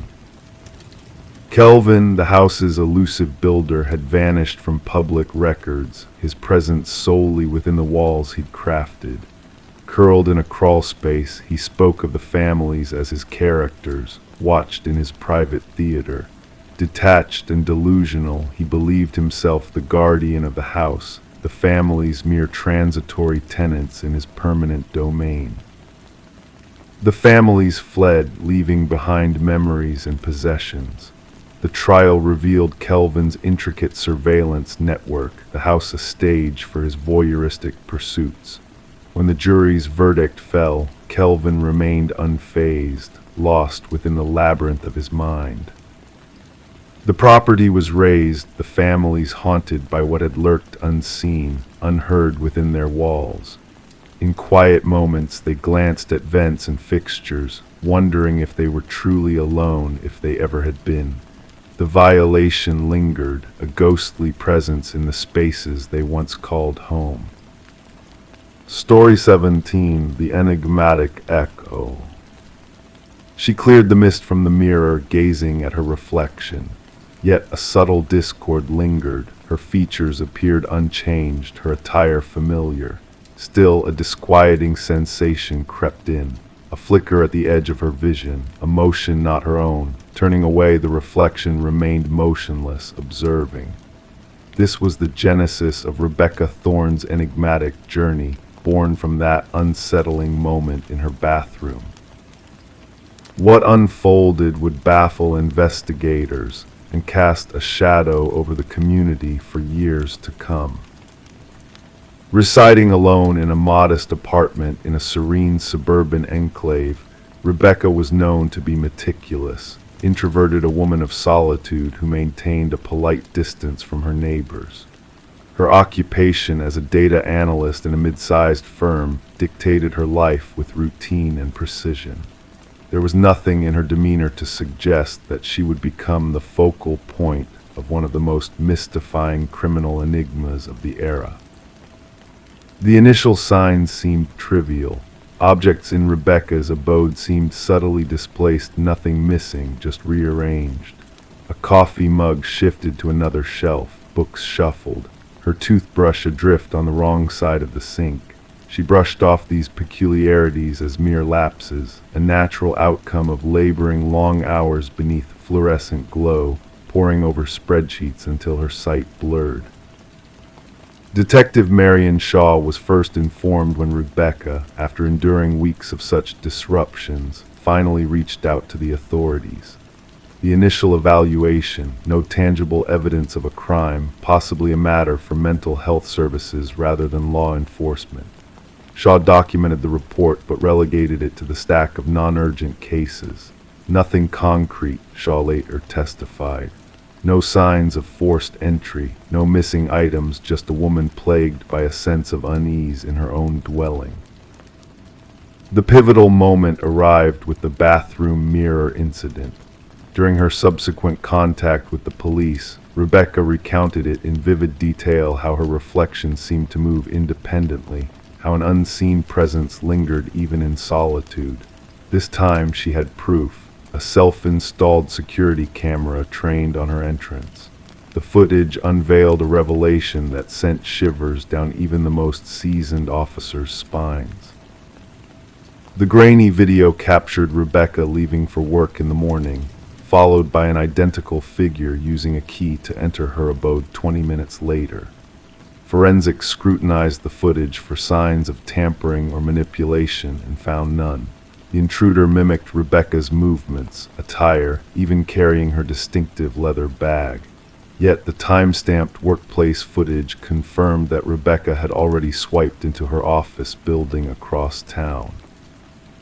"We're facing a doppelganger scenario," Detective Shaw informed her superiors. "Someone who has meticulously studied Miss Thorne and can replicate her with eerie precision." The inquiry escalated. Fingerprints within the apartment matched solely Rebecca's. No foreign DNA surfaced. Neighbors reported routine sightings of Rebecca, nothing out of the ordinary, just her comings and goings as usual. Mrs. Keller, a neighbor, mentioned a peculiar encounter when she greeted Rebecca upon her return one evening, but received no response, an anomaly that raised concern but not alarm. Rebecca commenced documenting the disturbances in a journal. Minor alterations in her dwelling escalated. Food vanished from her fridge without recollection. Her computer displayed searches she hadn't initiated. Most unsettling were the selfies on her phone resembling her yet unfamiliar, with smiles too wide, eyes too intense. "I feel as though I'm losing my mind," she confided to Detective Shaw during their subsequent interaction. Or someone is orchestrating this illusion.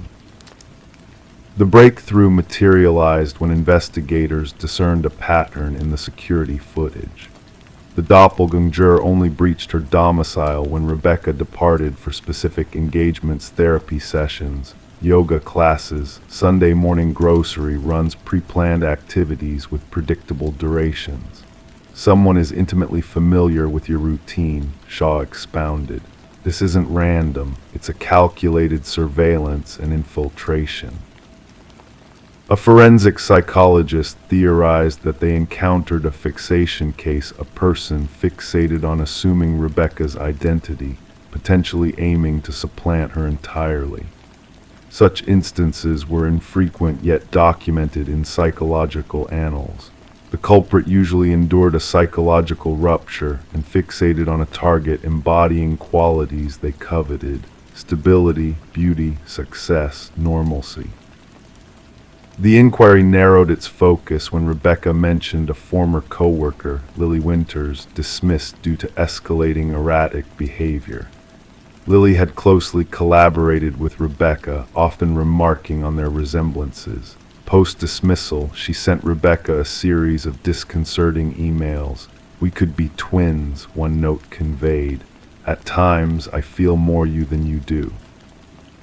Detective Shaw secured a warrant to scour Lily's residence. The findings transformed the case from perplexing to chilling.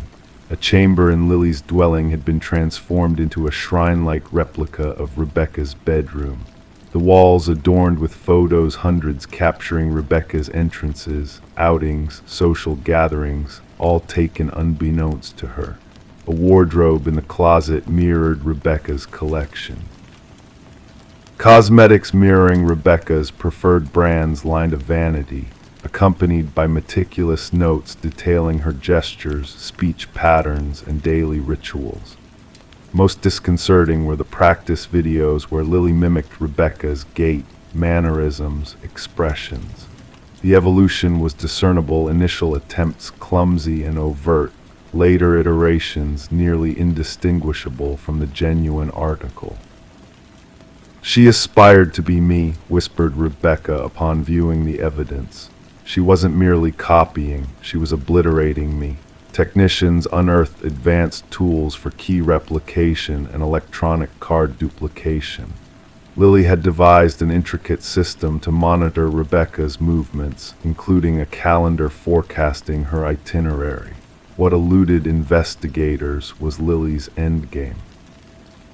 Journals recovered from her abode contained erratic entries, vacillating between first and third person, sometimes mentioning Rebecca as both me and her within the same paragraph. The final entry sent chills down their spines. "Soon there shall be only one of us. The stronger persona shall endure." Upon authorities moved to apprehend Lily, she vanished. Her residence bore signs of hasty abandonment: drawers left ajar, some equipment missing. A nationwide alert was broadcasted. Rebecca was relocated to a secure haven under continuous surveillance. For 3 weeks, all sites linked to her past existence were vigilantly monitored. Lily remained elusive.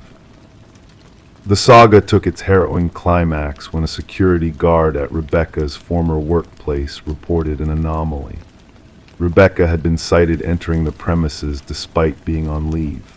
Surveillance footage confirmed that a figure identical to Rebecca accessed the building using a valid ID card, proceeded to her previous cubicle, and pored over her documents for 40 minutes before exiting. Meanwhile, the real Rebecca, sheltered in a secure sanctuary, could not have been present at the office. The revelation dawned upon them. Lily hadn't fled, she had made her move. She now masqueraded as Rebecca, assimilating into her life while the authentic Rebecca lingered incognito. The case remains officially unresolved. Lily Winters remains at large. Rebecca Thorne forged a new identity in an undisclosed haven, never returning to her former life. Detective Shaw retains a photograph on her desk, 2 women strikingly alike. One is Rebecca Thorne, the other is Lily Winters. She often scrutinizes their features, seeking disparities, the subtle nuances distinguishing one from the other. The truly chilling aspect Shaw imparts to new recruits is not merely resembling someone or sounding like them. It's the fervor to become them to the extent of erasing oneself in the process. Identity is not just what we exhibit, it's what we safeguard most vigilantly. And at times, we only realize its worth when someone endeavors to pilfer it. Story 18. Renovations always held the promise of uncovering secrets long forgotten. The rustle of old newspapers, the glint of broken trinkets, and the whispers of forgotten photographs were familiar companions to Sarah and Michael as they worked on their Victorian-era home. But one discovery stood out from the rest: a letter, carefully folded beneath the floorboards, waiting to be found. The paper, aged and fragile, bore a message that sent shivers down their spines: "Don't trust the one who knocked." Before they could process the unsettling find, 3 sharp knocks reverberated through the empty house, as if in response to the mysterious warning. Detective Alina Reed and her partner arrived to investigate, the exposed floorboards revealing a hidden world beneath. With hands weathered by years of unraveling mysteries, Reed delicately retrieved the note, already tainted by the touch of its unwitting discoverers. As Reed listened to Sarah and Michael recount the chilling sound of the knocks, she sensed a genuine fear in their eyes. Background checks painted a picture of a seemingly ordinary couple newlyweds with stable lives and no hint of wrongdoing. But the house itself whispered of a darker past, once belonging to the enigmatic Hargrove family. The last resident, Margaret Hargrove, had passed away, leaving behind a legacy of solitude and unanswered questions. Forensic analysis of the note hinted at a tale that had been buried for decades. The handwriting bore the weight of fear and urgency, hinting at a troubled past. Reed delved deeper into the history of the house, unearthing snippets of a life marked by secrets and shadows. The breakthrough came with a whisper from Margaret's sister, a frail voice from a distant memory. "The collector," she murmured, revealing a tale of debts unpaid and a shadowy figure who had come knocking 3 times, a harbinger of doom in the dead of night. Reed's investigation led her to a grim discovery beneath the house, a skeleton wrapped in plastic, a silent witness to a long-buried crime. The remains belonged to Victor Mercer, a man with a dark past as a loan shark and collector for a criminal underworld. His disappearance had left behind a trail of unanswered questions until now. Through Margaret's diaries hidden away in the attic, the pieces of the puzzle fell into place. Franklin Hargrove, tormented by debts and threats, had succumbed to a moment of madness, turning tools meant for creation into instruments of death. The truth lay beneath the floorboards, a haunting reminder of the price paid for deceit and desperation. As the case reached its conclusion, justice was finally served, albeit cold and delayed. Sarah and Michael, unable to bear the weight of the house's history, made the decision to sell, leaving behind a legacy of whispers and shadows. The house now stands empty, its renovations frozen in time, a silent witness to a past that refuses to be forgotten. Local rumors speak of ghostly echoes in the night, of 3 distinct knocks that pierce the stillness, a reminder of the secrets that lie buried beneath its walls. Detective Reed closed the case with a heavy heart, knowing that some mysteries defy unraveling, their truths lost to the passage of time. The note, with its cryptic warning, remains a testament to a past filled with darkness and deceit, a story that will forever haunt the halls of the old Victorian home. Story 19. In the quiet of the night, a flicker danced across the baby monitor screen, a fleeting anomaly that caught the mother's attention. She brushed it off as mere interference, a glitch in the technology that often plagued such devices. But then the airwaves crackled with static, and a voice, soft and eerie, whispered, "SHHH, go back to sleep." A chill ran down her spine, her heartbeat quickening with unease. Hastily, she bolted to her son's room, dread clawing at her chest. To her horror, the crib lay empty, the room still, the window shut tight, and the door securely locked. The only anomaly in the serene nursery was the plush rabbit on the floor, its unblinking black eyes fixed on her in a silent accusation. Rebecca's scream tore through the night, a primal wail of fear and anguish that echoed through the walls. The neighbors, roused by her distress, dialed emergency services, their concern palpable in the silent darkness. When the authorities arrived, they found her cradling the stuffed rabbit, her world shattered into a million fractured pieces.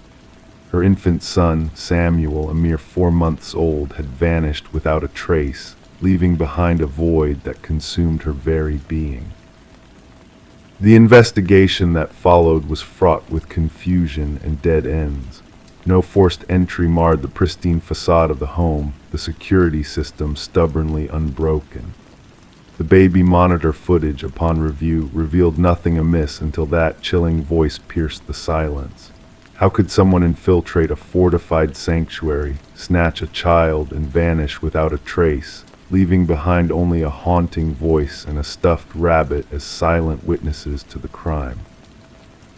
Suspicions turned towards Rebecca, the grieving mother whose composure seemed unnervingly intact for one who had lost her child. Her husband, Daniel, absent on business during the tragedy, became a shadow cast upon their fractured marriage. Medical records whispered of postpartum struggles, casting a dark shadow over her maternal devotion. The community murmured, casting shadows of doubt and suspicion upon her grief-stricken form.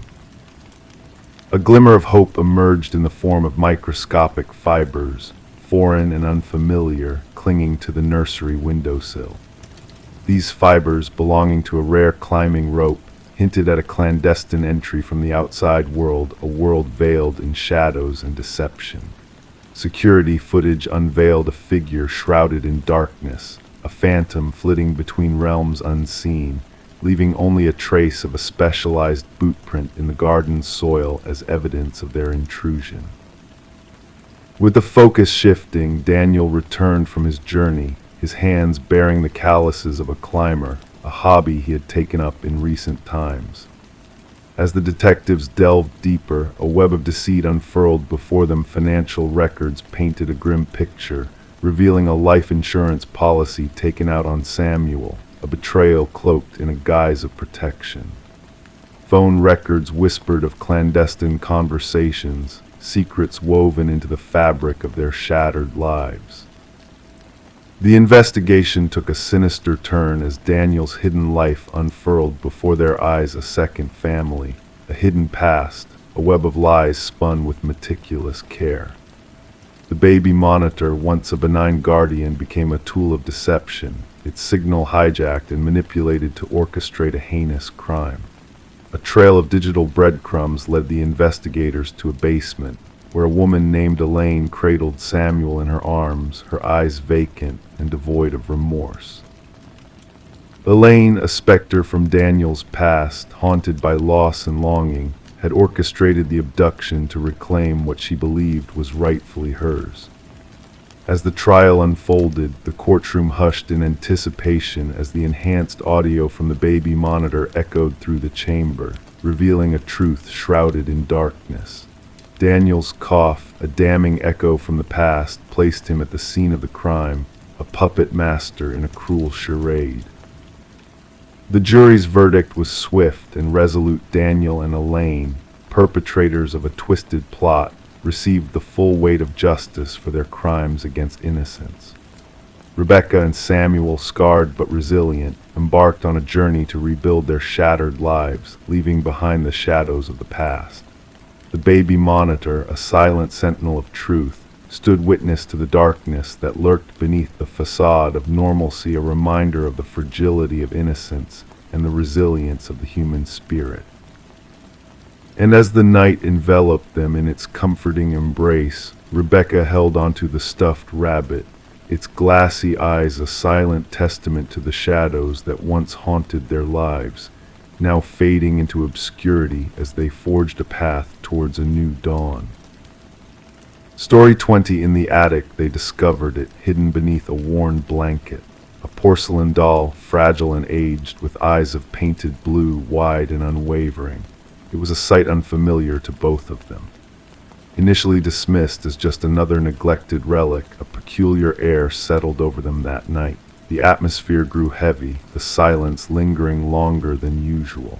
And when morning dawned, the doll had vanished from the attic's shadows, only to reappear at the edge of their bed. Sarah and Michael, a young couple, had acquired the Victorian house at an auction, drawn to its intricate woodwork and enigmatic allure, despite whispers of its troubled past. Their fascination with the history woven into the walls unknowingly entwined them in its narrative. Detective Rachel Winters received the call on a crisp autumn morning. The female victim found in the master bedroom, her body meticulously positioned in an unnatural stance, limbs bent at precise angles, eyes wide in terror, eternally frozen. The male victim, discovered in the hallway, appeared as though he had been fleeing. The scene was pristine, no signs of forced entry, no traces of a struggle beyond the final moments. "The placement is intentional," murmured Detective Winters, her voice soft as she recounted details into her recorder, while crime scene photographers meticulously documented the eerie tableau. "The female victim seems posed, akin to a doll plucked from its display case." The investigation commenced with thorough interrogations of neighbors. An elderly woman recalled glimpsing a shadow flitting behind an upper window during the couple's work hours. Another mentioned hearing childlike laughter emanating from the vacant house in the dead of night. Each testimony added a layer of disquiet to the burgeoning case. Forensic analysis unveiled minuscule fibers throughout the dwelling, vintage cotton and silk, matching materials used in antique doll attire. The fibers were most concentrated around the victims and the attic space. More disconcerting was the absence of evidence. No foreign fingerprints, no intruder DNA, no footprints in the unsettled dust. "It's as though the perpetrator was never physically present," remarked the chief forensic analyst. The inquiry delved into the property's history. Records disclosed a pattern: 3 prior owners had met mysterious ends over 6 decades. Each demise remained a puzzle, with reports citing inexplicable anomalies. One family recounted discovering antique playthings in freshly cleaned rooms. Another documented hearing phantom footsteps in an empty home. Detective Winters unearthed a newspaper clipping from years past. A distinguished doll maker had once resided in a house with his daughter. The child's demise was shrouded in suspicion, the father interrogated but never charged. Before his own demise, he fashioned one final doll, an exact replica of his daughter. The inventory list from Sarah and Michael's acquisition made no mention of such a doll. As Detective Winters delved deeper, a connection emerged among the victims. Each had altered the house, specifically the attic space. Sarah and Michael had initiated renovations prior to their untimely demise, intending to convert the attic into a study. A breakthrough occurred upon discovering aged photographs secreted beneath the attic floorboards. The images depicted the doll maker with his assemblage, one doll standing out mirroring the doll found by Sarah and Michael, as described in initial reports. The doll seemed to shift positions in the photographs, a spectral presence traversing the frames. Infrared scans of the walls unveiled a chilling sight: faint handprints, invisible to the naked eye, trailing from the attic to the master bedroom, alongside an enigmatic residue.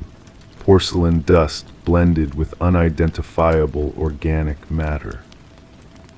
The investigation took a turn when Detective Winters interviewed a distant relative of the doll maker.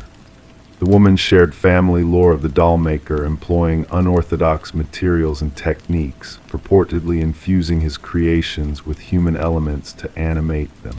She spoke of rituals to bind spirits to objects, knowledge gleaned during the doll maker's travels. "The most flawless dolls," she whispered, "were never mere playthings." Following this revelation, the investigation hit a standstill.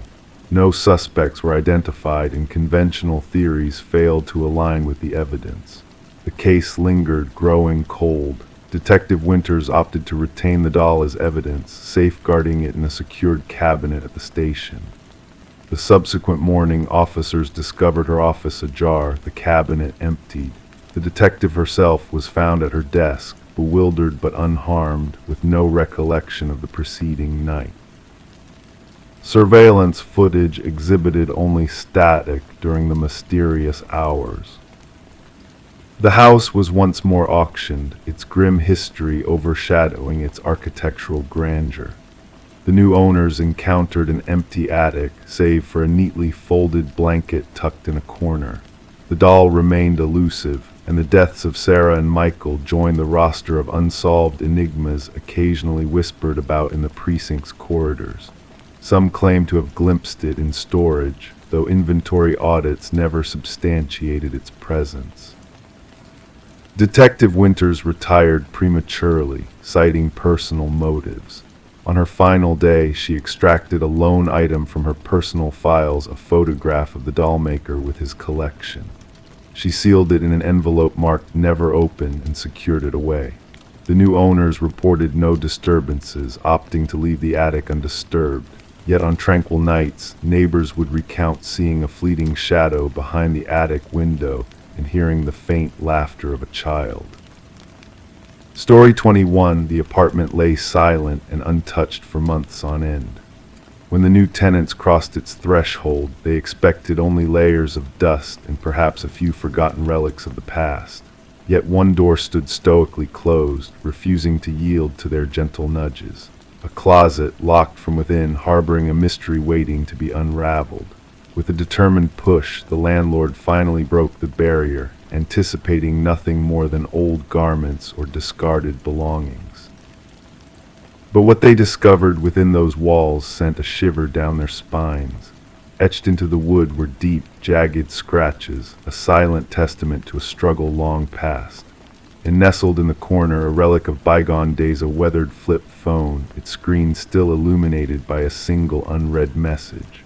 Detective Morgan Shaw, seasoned in the ways of the world's shadows, felt a chill crawl up her spine as she surveyed the scene before her. Not a drop of blood in sight, yet the haunting presence of those desperate marks spoke volumes. "We need forensics now," she instructed her partner, Officer Reed, who diligently captured each scratch through the lens of his camera. "And fetch me the records of the previous tenants." The message on the phone held a single ominous sentence: "I know what you did." The landlord, a man of nervous disposition with perpetually clammy hands, divulged that the previous occupant had vanished into thin air, leaving rent unpaid in their wake. A young woman kept to herself, left without a trace about 6 months back, he muttered, his gaze skirting the closet in unease. Forensic analysis unveiled a chilling truth: traces of blood intertwined with the scratch marks, mostly belonging to a single individual presumed to be the missing tenant. Emma Caldwell, aged 28, reported absent from her job when she vanished into the night. However, 2 sets of DNA stood out among the samples, one unidentified, the other belonging to a man supposedly deceased for the past 2 years. "This defies all reason," Shaw murmured as she perused the lab findings. Derek Mercer, a man long declared dead following a tragic accident, now left his genetic imprint on the closet walls, defying the certainty of his demise. Emma's living quarters painted a portrait of a life abruptly halted, letters left unopened, a mug abandoned in the sink, a bed meticulously made. Phone records hinted at a tale untold, a sudden cessation of calls to her sister, and a barrage of unknown numbers in the days leading to her disappearance. Her sister mentioned a mysterious boyfriend, Reed relayed. No name given, just described as intense and private. Surveillance footage captured the silhouette of a man in a baseball cap trailing Emma into her abode one fateful evening, evading the watchful eyes of the cameras. The pieces began to interlock when partial fingerprints belonging to Derek Mercer were discovered on the inner knob of the closet door. He staged his demise, Shaw surmised. But why, and what tie does he hold to Emma? The enigma deepened as the unidentified DNA led to another vanishing case, that of Lynette Porter, missing for 3 long years. Witness accounts placed her in Emma's company on multiple occasions, linking their fates in an intricate web of deception. Through scrutinizing traffic recordings, a car registered under Derek Mercer's mother's name surfaced near Emma's residence, its driver matching his stature. The pursuit culminated in a secluded estate owned by Mercer's kin, where behind fortified cellar doors, Lynette Porter was discovered alive yet skeletal, a mirror image of Emma's harrowing ordeal. "He made me witness," she whispered, her eyes vacant, "said I had to understand the price of defiance."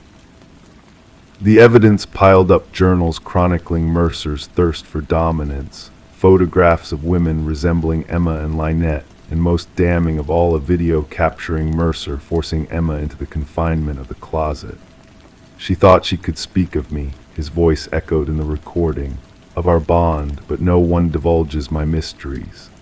The manhunt for Derek Mercer spanned jurisdictions, his shadow looming large as forensic profilers painted a grim picture of his psyche.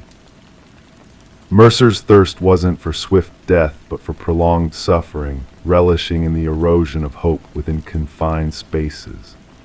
Upon his apprehension at a bus terminal, Mercer clutched a new identity and a ticket to a coastal haven. Nestled in his bag a roll of tape, a gleaming blade, and a newspaper clipping chronicling Emma's disappearance. Interrogated, Mercer exuded an eerie tranquility, claiming she'd penned that message herself, longing to be found, yet unworthy of salvation. The trial peeled back the layers of Mercer's elaborate charade, crafting a facsimile of his death with the aid of a homeless man's dental records that mirrored his own. For years he prowled under the radar, preying on women bearing resemblance to his initial victim. Emma's remains eluded discovery, though forensic clues hinted at her final moments spent clawing at unyielding walls. Her parting message a digital plea for justice crafted in the dead of night on Mercer's slumbering phone. The jury swiftly rendered a verdict of guilt on all counts after a mere 4-hour deliberation. As the gavel struck, sealing Mercer's fate with a life sentence devoid of reprieve, a fleeting smile graced his lips, a silent nod to his private rationale. At the sentencing's zenith, Lynette Porter faced her captor with steely resolve. You entombed us in darkness, for it's there your soul resides imprisoned. But as you wither behind bars, I shall bask in the light. The saga reshaped missing person procedures within law enforcement, accentuating relational patterns and scrutinizing rental histories.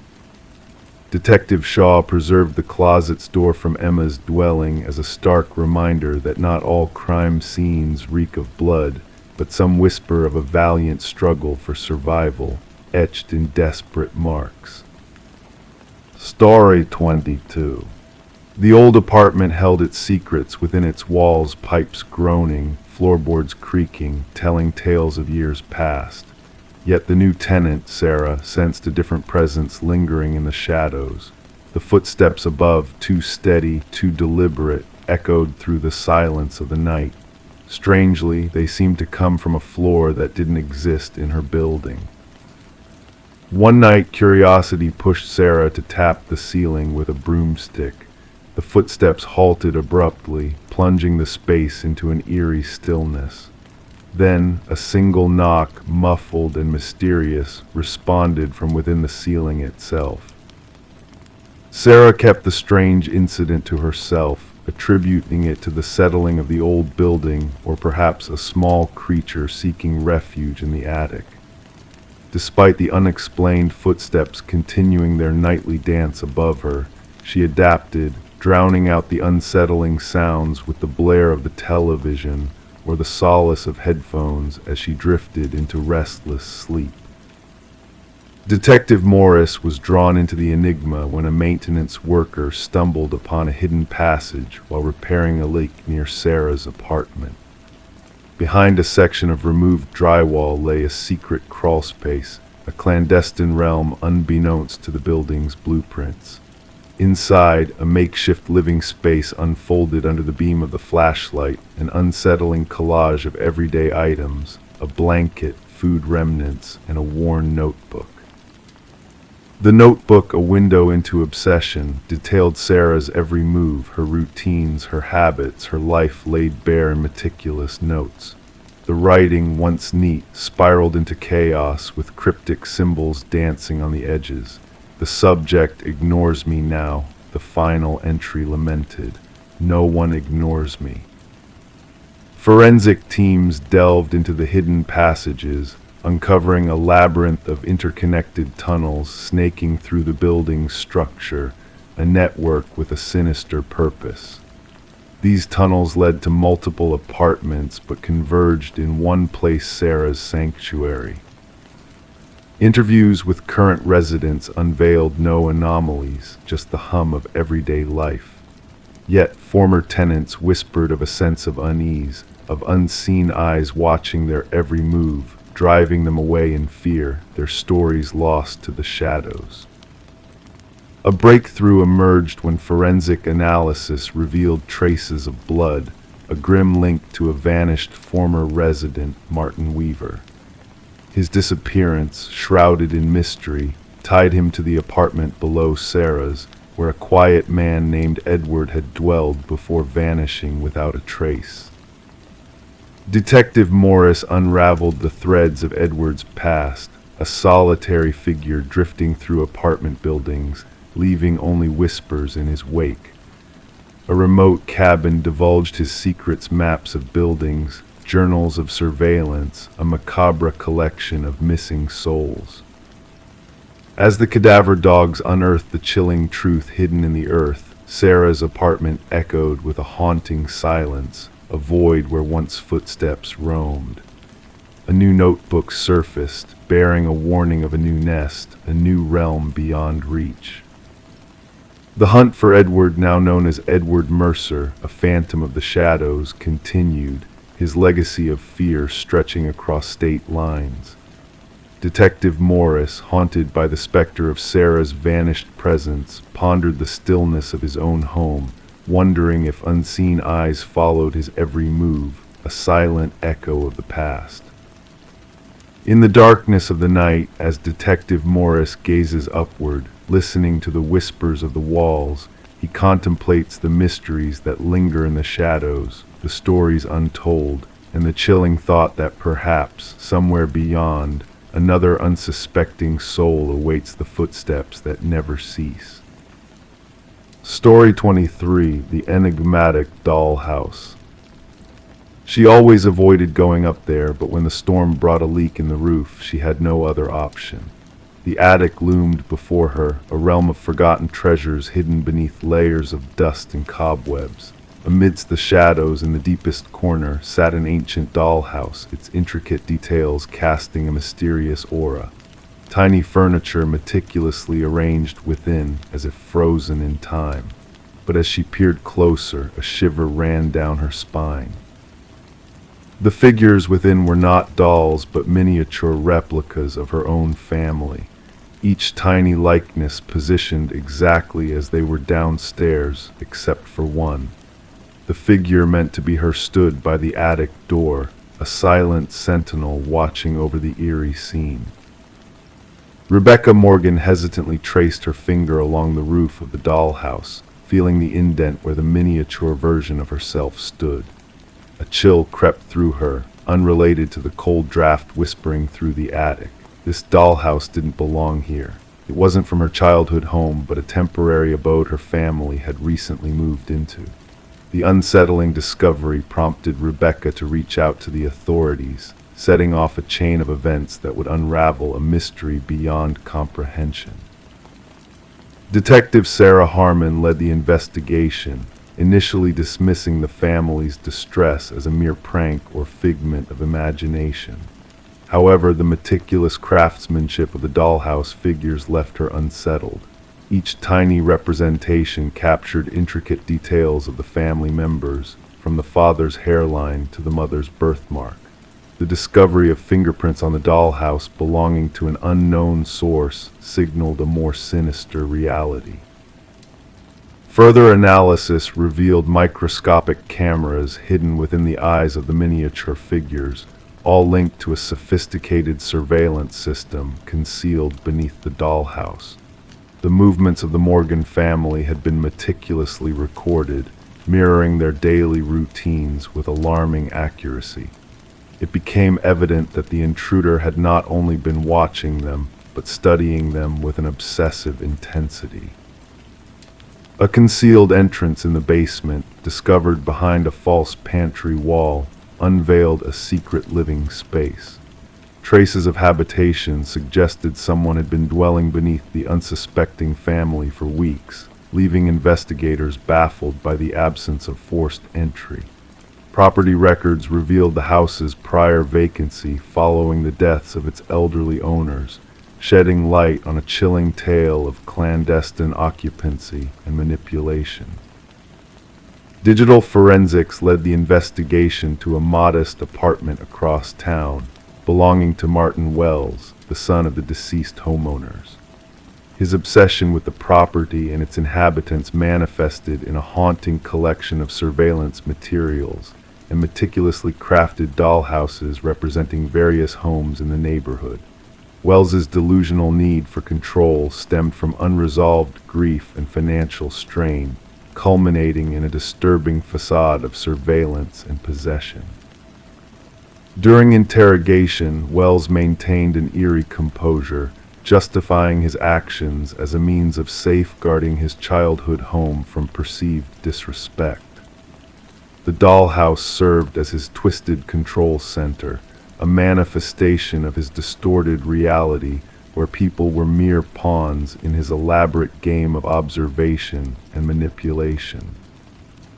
The aftermath of the case left the Morgan family shattered, their sense of security shattered by the realization that they had unknowingly been under constant scrutiny.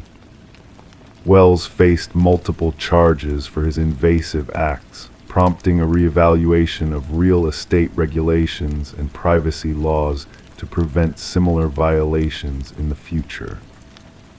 The judge's sentencing underscored the profound violation inflicted upon the Morgan family by Wells's insidious actions, emphasizing the importance of safeguarding individuals' privacy and sanctity of home. As the family sought solace in a new dwelling far from the haunted memories of their past residence, Rebecca couldn't shake the lingering fear of being watched. The specter of hidden eyes following her every move haunted her, prompting her to rid their new home of all reminders of the dollhouse and its chilling secrets. Despite the physical distance, the psychological scars of being reduced to mere playthings lingered, a constant reminder that somewhere, unseen eyes may still be orchestrating a sinister game of surveillance and control. Story 24, the gentle current whispered secrets as it carried the morning light across the glassy, still water. The lone fisherman, lost in his thoughts, almost missed the sight of a mysterious suitcase bobbing near the shore. At first glance, it seemed like a discarded heap of old clothes, but as he approached, a thick, cloying stench filled the air, unmistakable in its eerie presence. The suitcase, wrapped in chains with rusted edges, held a sinister mystery within. When the authorities managed to pry it open, they were met with a chilling sight: not clothes, but hair. Fingers frozen in a haunting grasp, and at the very bottom, a cryptic note that sent shivers down their spines. This isn't the first. Detective Sarah Mercer arrived at the scene, the air heavy with unanswered questions. The victim, a woman in her mid-30s named Catherine Walsh, lay before them, her dark hair and once pale skin now marked by the touch of water. The medical examiner worked diligently, capturing every detail before the body was solemnly removed. What struck Mercer most was not just the method of disposal, but the eerie care taken in preparing the victim's appearance: manicured nails, freshly styled hair, dressed in expensive attire. "She wasn't killed here," Mercer murmured, her gaze fixed on the rhythmic dance of the water against the muddy shore. She was arranged, presented. Catherine Walsh, a successful real estate agent known for her expertise in high-end properties, lived a seemingly impeccable life. Divorced, childless, residing in an upscale neighborhood, she was described as ambitious, meticulous, and fiercely private by her colleagues. Her disappearance was noted when she failed to show up for a crucial showing with affluent clients, a deal that would have secured her the biggest commission of her career. As the investigation unfolded, Walsh's meticulously kept home revealed a haunting perfection. Designer furniture meticulously arranged, surfaces pristine without a speck of dust. The fridge held neatly organized meals, labeled for each day, while her closet boasted clothes arranged by color and shoes protected in bags. However, a drawer slightly ajar in her home office led to the discovery of a leather-bound journal. The final entry sent shivers down Mercer's spine. He's watching again. The same car, different plates. Delving into Walsh's digital footprint revealed a pattern of unsettling emails from unknown sources, all repeating the same phrase, "I see your perfection." Mercer pieced together the chilling puzzle, connecting the dots between the meticulous crime scene and the disturbing messages. "Our killer is methodical," she confided in her partner. This was no crime of passion. It was a meticulously planned ritual. A breakthrough emerged from an unexpected source. A local pawn shop owner recognized Walsh's missing emerald necklace, leading to Michael Linden, a seemingly unremarkable maintenance worker. Surveillance footage unveiled Linden's frequent visits to Walsh's building, sometimes with his maintenance cart, other times without, always during her absence. A search of his modest apartment uncovered a chilling collection of photos of Walsh and other women, all sharing a striking resemblance, all captured without their knowledge. Some faces were ominously crossed out with red ink. Walsh was the third victim. Concealed behind a false wall in Linden's closet lay a shrine of eerie devotion.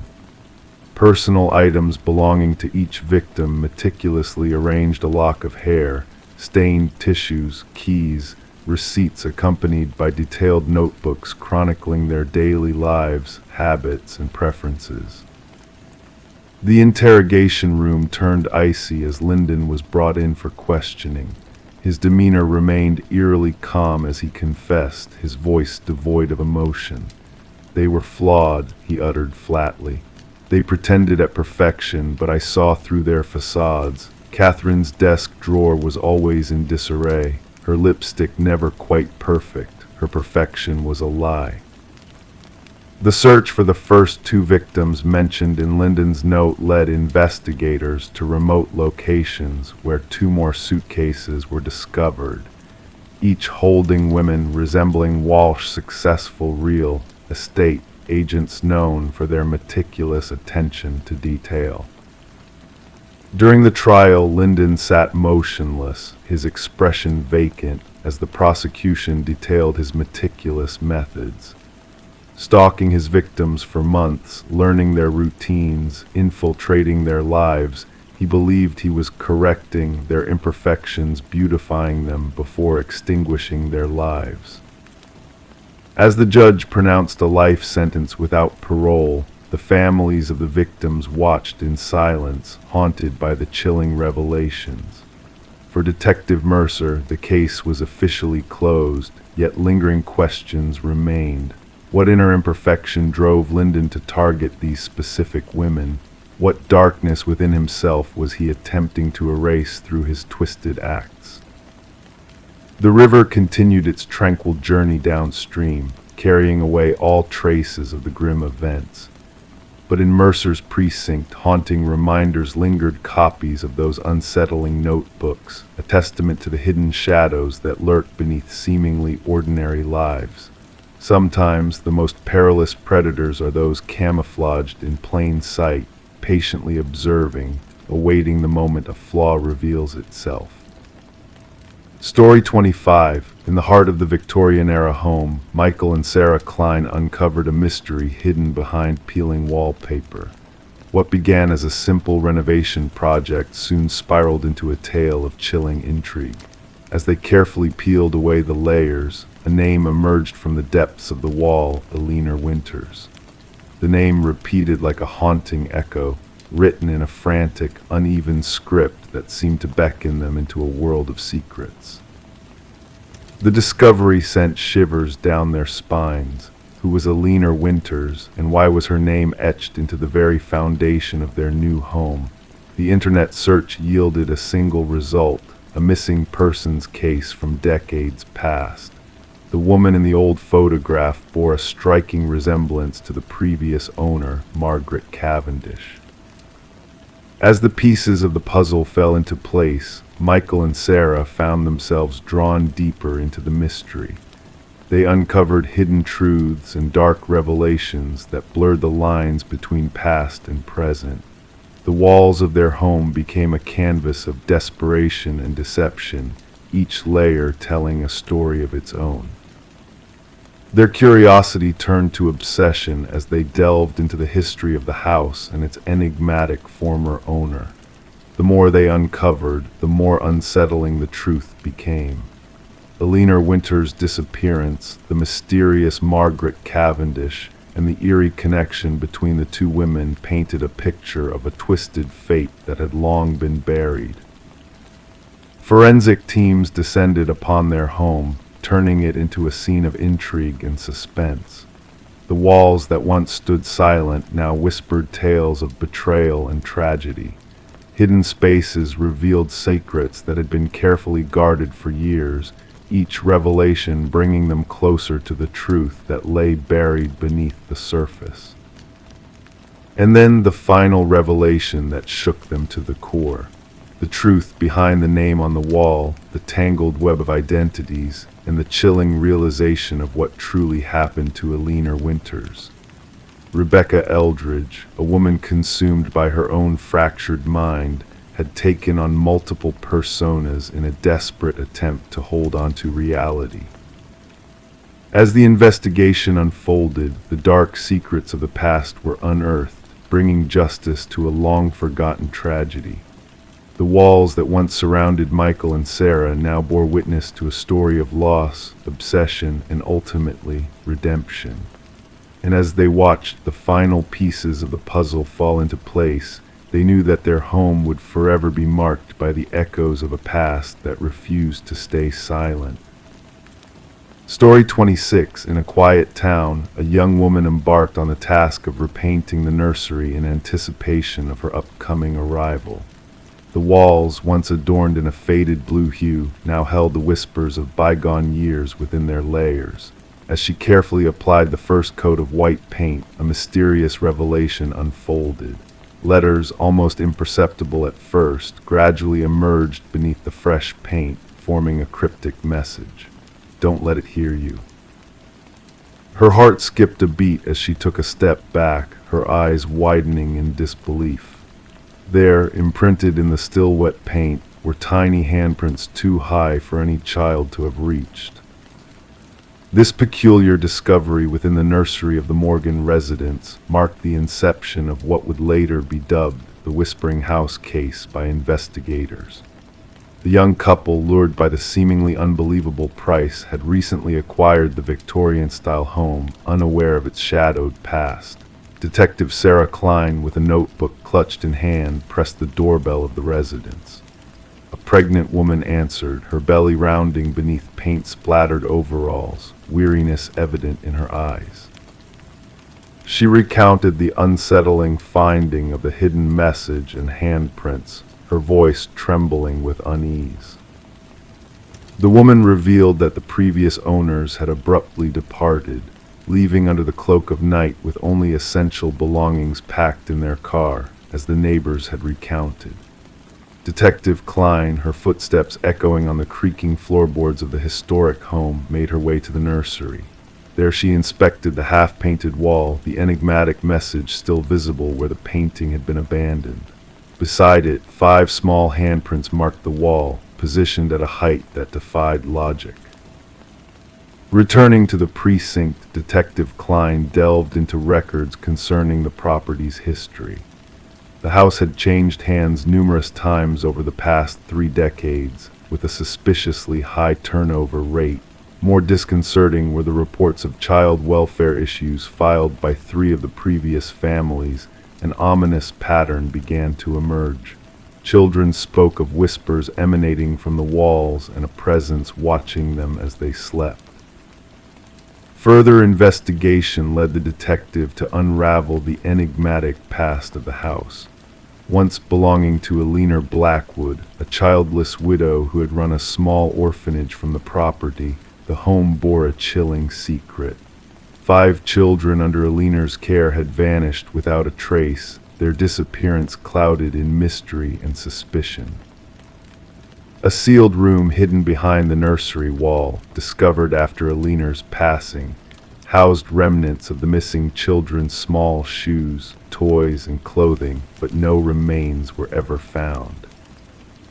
As Detective Klein delved deeper, interviewing former residents and scrutinizing historical documents, a harrowing pattern emerged.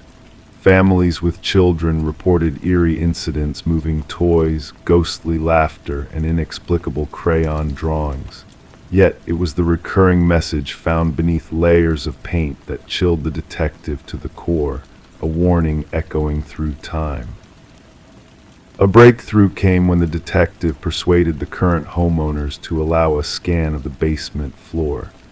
Anomalies detected beneath the concrete led to a grim revelation: 5 child-sized shapes buried beneath the surface. Upon excavation, the remains of 5 children were unearthed, each adorned with a pendant bearing their name, the orphans who had long been thought to have fled. In a final bid to uncover the truth, luminol was sprayed across the nursery walls. In the darkness, ghostly handprints glowed, a testament to the tragic fate of the children entombed within the house's walls. Eleanor's journals, retrieved from the depths of archives, exposed her sinister motives, a twisted belief in harnessing the life force of orphaned children to prolong her own existence. With the proper burial of the victims, justice was served, yet an eerie presence lingered within the confines of the house. Despite the demolition of the nursery walls, workers reported hearing spectral whispers emanating from the debris, a haunting reminder of the unresolved mysteries that shrouded the whispering house. The house, tainted by its dark history, stood empty and condemned, a chilling testament to the lingering echoes of the past that no fresh coat of paint could erase. And so the detective closed the case, a single photograph of glowing handprints serving as a haunting memento of the spectral imprint left behind, a story forever etched in the annals of the town's history. Story 27: The Enigmatic Manor. The new homeowners were intrigued by the peculiarities of their new abode, a stately Victorian manor enveloped by ancient oak trees. The intercom system, a relic from a bygone era, crackled mysteriously in the depths of the night, its origins a blend of antiquity and modernity. Daniel and Meredith Parker, enamored with history, had found themselves drawn to the property, despite the unease that lingered in the air during their initial walkthrough. One fateful night, curiosity tugged at the edges of the husband's mind, prompting him to press the button on the aged intercom. A faint whisper, tinged with a ghostly presence, crackled through the speaker, sending shivers down his spine. "Why did you come back?" the voice murmured, a question that pierced through the veil of time itself. Startled, he recoiled, his hands trembling, only to hear his wife's soft voice behind him, denying any utterance of those haunting words. The intercom, once a charming feature, now harbored a secret that beckoned to be unraveled. Detective Sarah Reeves, a seasoned investigator, arrived at the manor in response to a call that hinted at a mere break-in, but carried an undertone of something deeper, something elusive. The tall silhouette of Daniel Parker awaited her at the entrance, his demeanor betraying a pallor that spoke of unseen shadows haunting the halls within. As they ventured through the grand foyer, Daniel recounted the strange occurrences that had plagued them, static giving way to whispers, whispers evolving into coherent sentences that echoed through the silent corridors. His wife, Meredith, sat stoically in the living room, her grip on a steaming mug betraying her inner turmoil. In a moment of revelation, Meredith disclosed a hidden truth, a secret buried within the walls of their newfound sanctuary. Behind layers of plaster, concealed in a crypt of neglect, lay a small leather-bound journal that bore witness to a tragedy long forgotten. Detective Reeves, with gloved hands, carefully pored over the delicate pages of the journal, each word penned by a woman named Alina, the spectral echo of a past life intertwined with the present. Alina's words spoke of fear, of suspicion, of a looming threat that had cast a shadow over her days. The investigation unfurled a tale of deceit and darkness, revealing the enigmatic saga of Vincent and Alina Blackwood, the former owners of the manor. Vincent's sinister past came to light as the team unearthed the chilling truth buried beneath the concrete foundation, a skeleton, silent witness to a heinous crime of passion. Vincent Blackwood, now aged and frail, confessed to his sins with a chilling calmness that sent shivers down the detective's spine. His twisted narrative of deception and betrayal painted a portrait of a man consumed by a desire for solitude at any cost. The trial was swift, the verdict clear, Vincent's guilt etched in the annals of justice, a chapter closed on a dark legacy. Daniel and Meredith, burdened by the weight of history, bid farewell to the manor, its walls echoing with the whispers of the past. A memorial service held in the garden, where Alina's spirit lingered, marked a somber farewell to a soul long denied peace. The intercom, a conduit of echoes from beyond, was dismantled by the new owners, its static whispers fading into the recesses of memory. Detective Reeves, in a moment of quiet reflection, revisited the case file of the Blackwoods, the echoes of the past resonating in the stillness of the room. The manor, a silent witness to the sins of yesteryears, stood as a sentinel of time, its secrets laid bare by the relentless pursuit of truth.